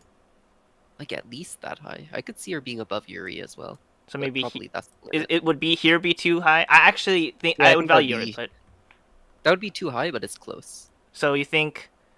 Do you think under Kanade but Yeah, above somewhere Adele? between like Yuri Like and right here? Adele, I'd say. How about here? Yeah, that looks about right. I think this is fair. Now we have a little hole here. Ichigo 3, not much has changed about her outside the fact that um, Yuina came out, but with Ichigo coming out and stuff, it's just really hard to slot her again, unfortunately. So she's just gonna live here still. Um, Not much to change. Unfortunately for Dark, there just aren't very many good damage dealers. In fact, at LB3, I'm just gonna move Yuri to be here. I don't think Yuki is as good as Yuri. There we go. I think this is more fair. There we go. Yeah, so this is kind of how I kind of valued the damage dealer so far, at least in the top higher echelons. In JP, if you look at damage dealers, you pretty much actively only see anything within this realm from people who post their score attacks. Am I not mistaken on that, Red? I think so, right? This is like Yeah. this this area I have highlighted is pretty much all that you see. In fact, that's probably what I've shown as well in the pull recommendations tab that you see otherwise. You won't even see this layer, so I think it's more actively to say it's more truthful to say only here. You don't even see the bottom of 7. You pretty much just see these girls for whatever content is needed for in any of those regards. So if you need thunder damage dealers, you really only see Fubuki and Aoi. If you have fire damage dealers, you really only see Duka and Yuri, and occasionally Yuki. If you need dark, well, you basically only see Adele, Yuki, And if Right. you need You don't light, see Monica anymore for dark? what? Never? Monica for dark. You could see her Oh there. yeah, yeah. You see Mona for dark as well, because she actually has as much damage as a single target dealer does. Um, and now she has Mind's Eye, so that's why she's up here too.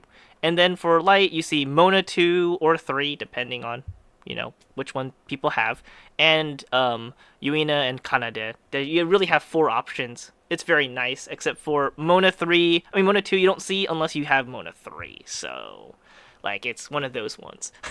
It's a very expensive element as of right now. Um, as for the rest of the squads here, do I need to move any of them? I think they're kind of all just don't need to be moved. Like, oddly enough.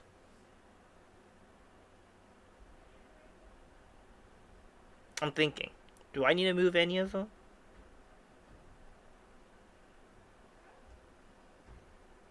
I don't think so. Oh, wait. You're right. Nanami. Nanami at LB3 does not stay at barely viable. Um, I'm like the only one I ever see use her, by the way, even within JP. Red, I go on to other JP stuff, and I have yet to see another person try to Nanami like nearly every single score attack. Yeah, it doesn't seem like a lot of fun. You're not wrong when you say that. It hurts my soul. You're not wrong to say that. It hurts my soul though. But she is here. After using her so much, she is at LB3. She pops up because you don't have to the damage that she deals is fine. The main problem is at the slurping of DP, and you get rid of that at LB3. So she is very nice. How does Hisame 1 fare? Bad. Really mid. She shouldn't be down here, but there's no reason to move anyone who's that bad. If I cared enough, I'd. You know what? Actually, she should stay here. It just doesn't deal enough. Irene does more damage. Straight up. So. And there's more uses for Irene. Use case for Irene. But yeah, I don't think anyone really moves too much. No one really got buffed, right? I'm not going insane. Don't think so. Yeah, no one really. No one really.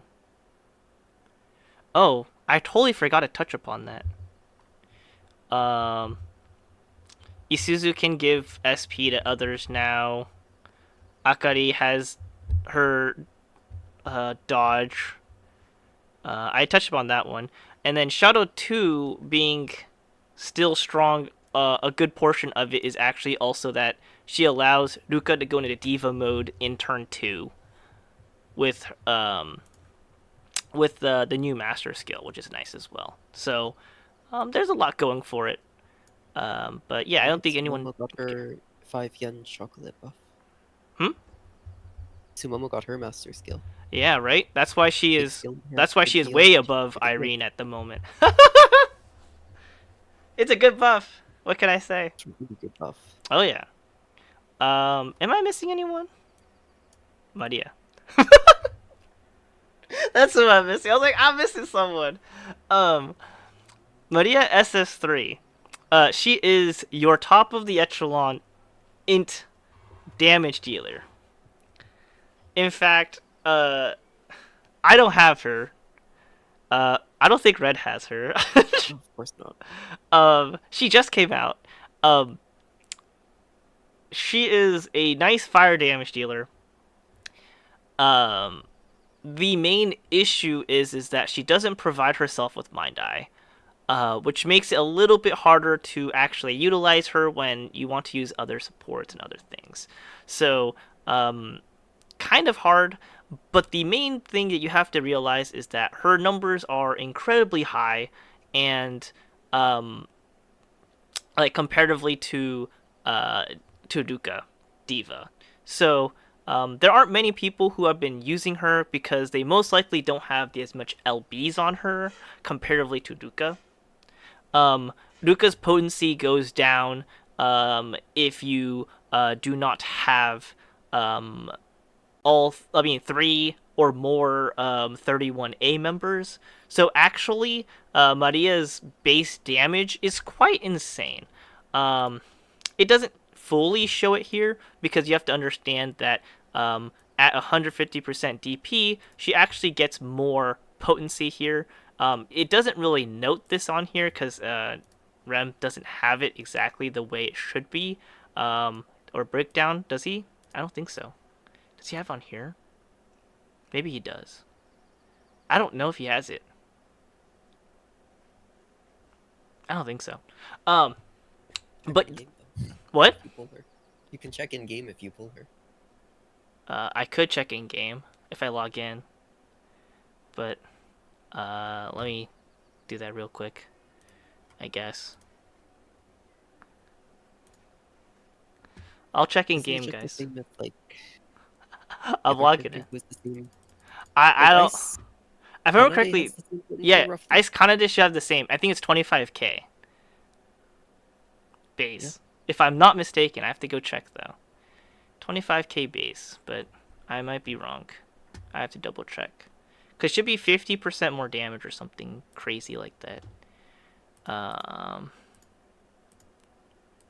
Da da da.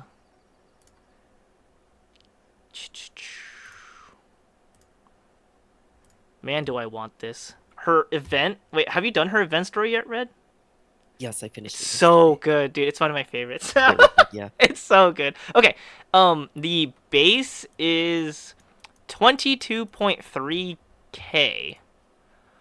Um, was Kanada's 22.3k? I Uh, thought it was like higher than that, I thought so maybe. too. Let me check. I'm just checking right now. So Like she just 27, right? Well, it's in scaling, which is better than damage scaling typically, right? yeah. Right? So So Kanada she's is that good. 25k. So 22. So it is slightly lower from the looks of it.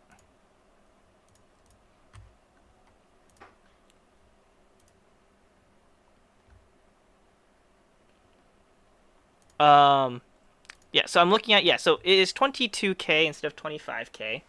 Um, but like that is still has the 50% boost.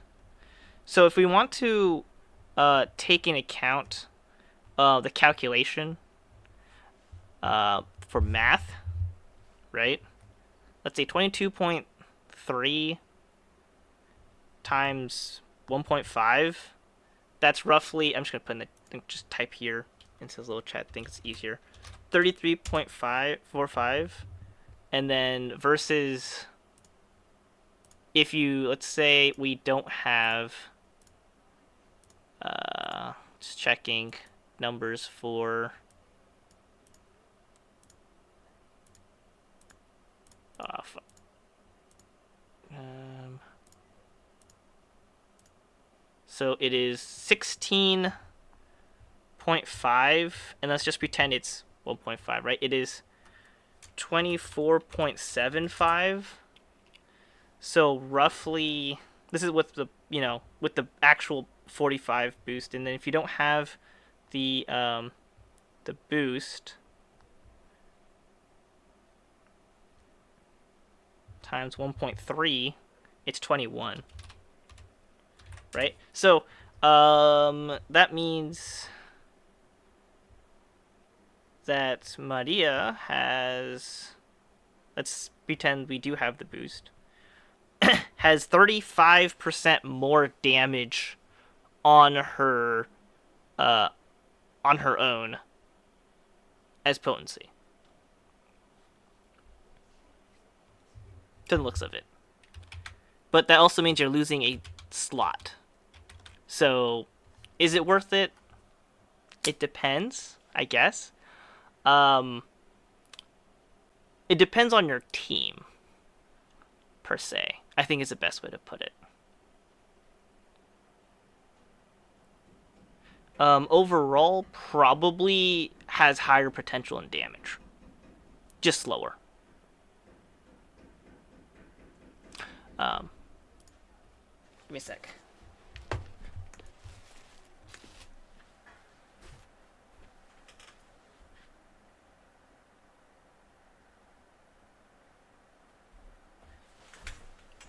Okay, I'm back. Sorry, I thought someone's at the door. But yeah, Maria, I think, would actually land pretty high. But for now, provisionally, I'll place her here. I think this is fair for provisional. Um, I think this is the lowest she should be rated right now. Red, with the numbers I'm Yeah. seeing, I think this is the lowest I will be okay placing her. In fact, I personally believe she should be around here. Seeing her kit and seeing what she's got. At LB3, of course, right? She doesn't have the plus SP. I mean, plus whatever plus damage on her LB3 passive, but she does have if she is at 150% SP, she gives everyone +1 SP, which is really good utility, right?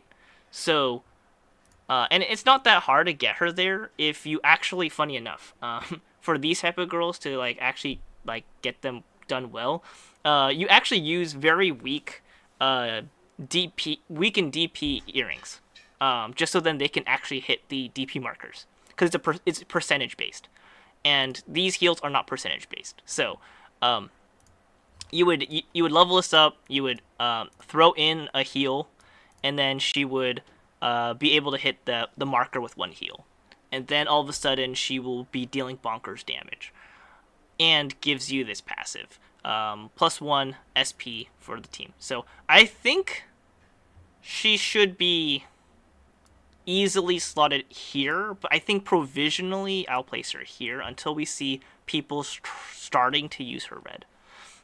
Okay. Makes sense. I just think this is not a banner people are trying to spend heavily on, and I don't think people are trying to use her outright, not because she's not good or anything, but rather it's not worth your money when you already have Diva Luca to just do your job. You know what I mean? So I think the most likely the time that you don't use 331A members on your team is the moment when Maria actually overpowers her. But yeah, that's just my 2 cents for now. We'll see as the dust settles. She's just got released. We don't know. We really don't know. But I think everyone else kind of doesn't have to move just yet. I'm just checking again if there's any changes or anyone. Yeah, I don't think so. Put a little marker just because I saw on some kind of post here and there of like wondering why other Dukas that are not Diva, are so low is because if you are, it is taking account that you are unable to use Diva versus you're able to use Diva. So all these characters here are using Diva while Unison Luca's not, and she's still really, really good, comparatively, right? So she is still viable even without Diva, essentially. In fact, she's so good that you actually see scores of 2 million, over 2 million in JP that uses this Luca. I think Red has seen them too, and we're just like, huh, that's interesting. But she's still high up there. She's just not as used, right? Because you could just use Diva. But if you do try to use her, she is still hitting 2 mil easily. And these other all of these ones will also hit 2 mil if you just use Diva. So, like, like it's the same thing essentially. That's how powerful a unit like Unison Ruka is. She is crazy good. It's just that everyone else gets the ability to be with Diva. And so don't misunderstand. She is incredibly powerful, incredibly good. In fact, you don't even have to use her with Union anymore because she can just give herself Mind Eye and she can give herself hit count buff. So um, it's she's still very good. She's still very utilized, just not as um, crazy as what everyone else can do with Diva. That's all. So yeah, that's about it. I think we are in a wrap. 2.5 hours. Wow, nice. Not too bad. Not too bad. I remember when these used to be like 3 or 4 hours. Do you remember that? Because we like talk about every single unit. I The feel low like rank ones, yeah. what? Even the low rank ones. Yeah, but we don't do that anymore. I don't feel like it's worth our time to talk about them unless they need to be moved. But yeah, that's the tier list. I will update it as possible, and I will be ending the stream unless there are any questions. In the next like 5 minutes, I will allow for questions to be popped up in the stream if anyone has questions. It doesn't have to do with tier list, by the way. You can ask about anything you want. Just know that I can answer them. I have 5 minutes, so. Also, people in the voice chat, you can also do it too. Like, feel free to ask a question if you have any. Not that like you guys can't just DM me, but you know.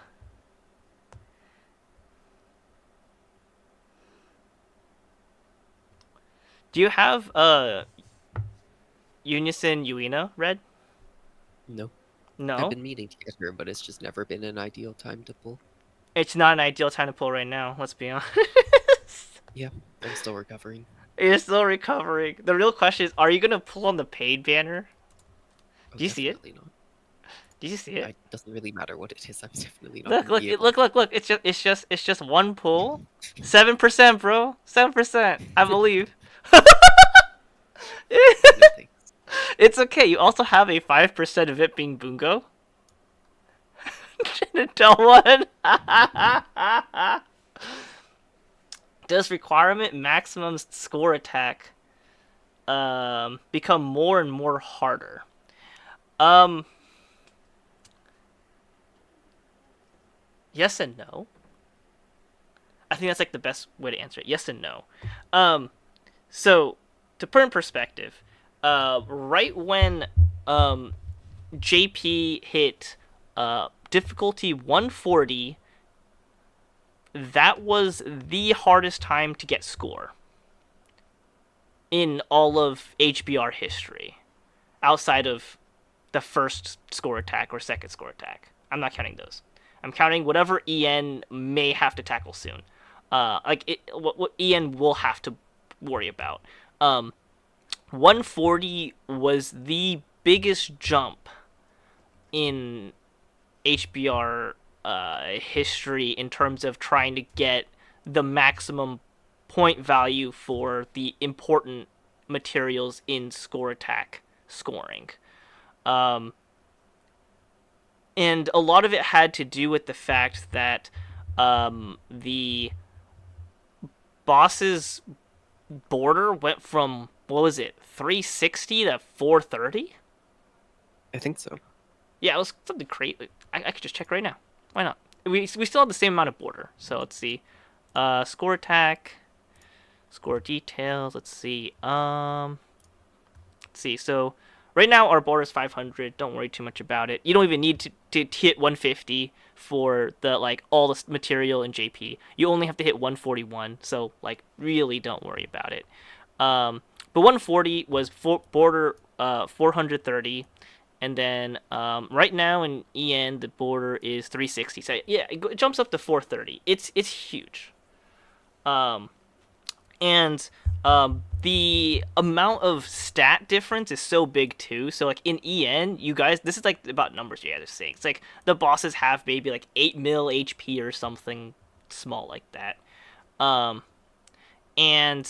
140 Yeah, the HP goes to like 15 mil, like instead, so like double. The DP basically also doubles. So yeah, this guy is gonna be hitting like a truck. And the difference between you guys and what JP had to go through is JP slowly got upgrades in gear, got slowly upgrades in level. So these jumps in power didn't feel as extreme because we got stronger with the material that we were given. You guys are probably gonna get felt more of a punch when it happens if Yostar decides to instantly jump the gun and say, you're gonna go from trying to score 600k to 1 mil, and yeah, that was a rough time. I think Red can agree with me. That's probably the roughest time. Yeah, That 1 mil was a lot. Yeah, that was rough. You guys are hitting 1 mil now, but that has nothing to do with the 1 mil during 140 phase in JP. That was really rough. In its the score you guys you're seeing now should be neutered about, let's say, 50% score. So you should like divide your score by 50%, and that's the score that you would have gotten in JP during that time. So if you got 1 mil score and you're like, wow, I'm so cool, yeah, you really only got like 500, 600k in the new system. So it's kind of scary. I don't know what else to say it. You will not survive with limit break ones. I mean limit break zeros. So if you, I'll put up a warning real quick. But at limit break zero, you are basically asking to die. Um, everyone will, whoever's like, even if you have like a LB3 of that same character at LB0, that same character like a of different style of that same character will still get instantly one shot and die and not get two shotted. So it is very important to have those limit breaks. When did level 140 get introduced, Mezian? It got introduced on Skasa 4 banner. Recommended gear loadout preset. What do you mean by that? What recommended gear loadout preset? Is there something I'm missing? I'm not sure. I never use recommended gear loadout preset unless I'm farming for whatever and I don't care about what gear my characters have. Whatever they like auto equip is bad, but if you're talking about what you recommend on having on what unit, that is a different question and that is a deeper question. That just depends what you want. Damage dealer should obviously get whatever stat is important for their damage, so either strength or dex, otherwise noted by them. So if it's int, it's int. If it's vitality, it's vitality. My brain farted because I keep thinking con. So it's been so long, I still think con red. My Yeah, brain. me too. Whenever I talk about my con, oh wait, it's not called con. Jeez.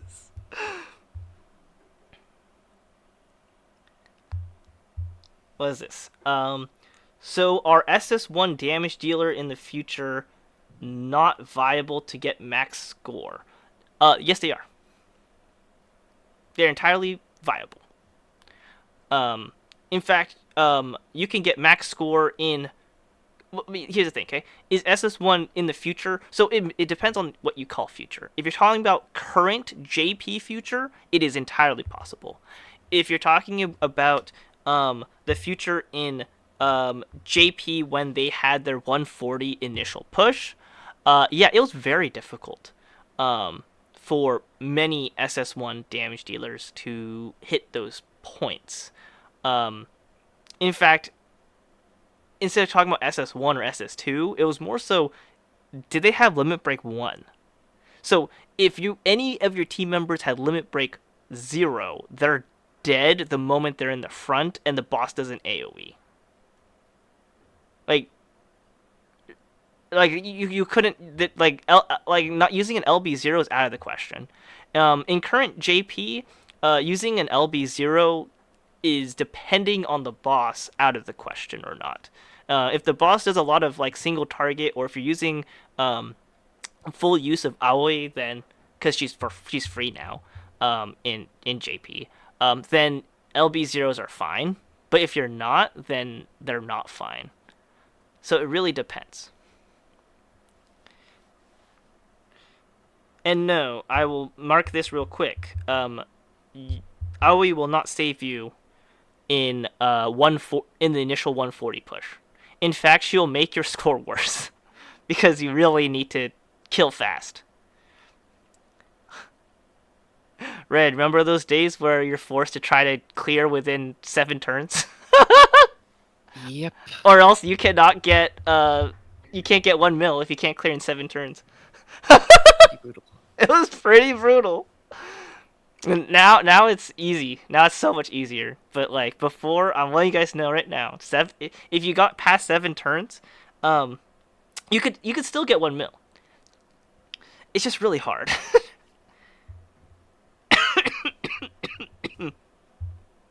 Anything else? Is there anything else I should cover? I think I'm good. I went 10 minutes. So I will end the stream. It seems like there's no new questions, but feel free to reach out, and I'll see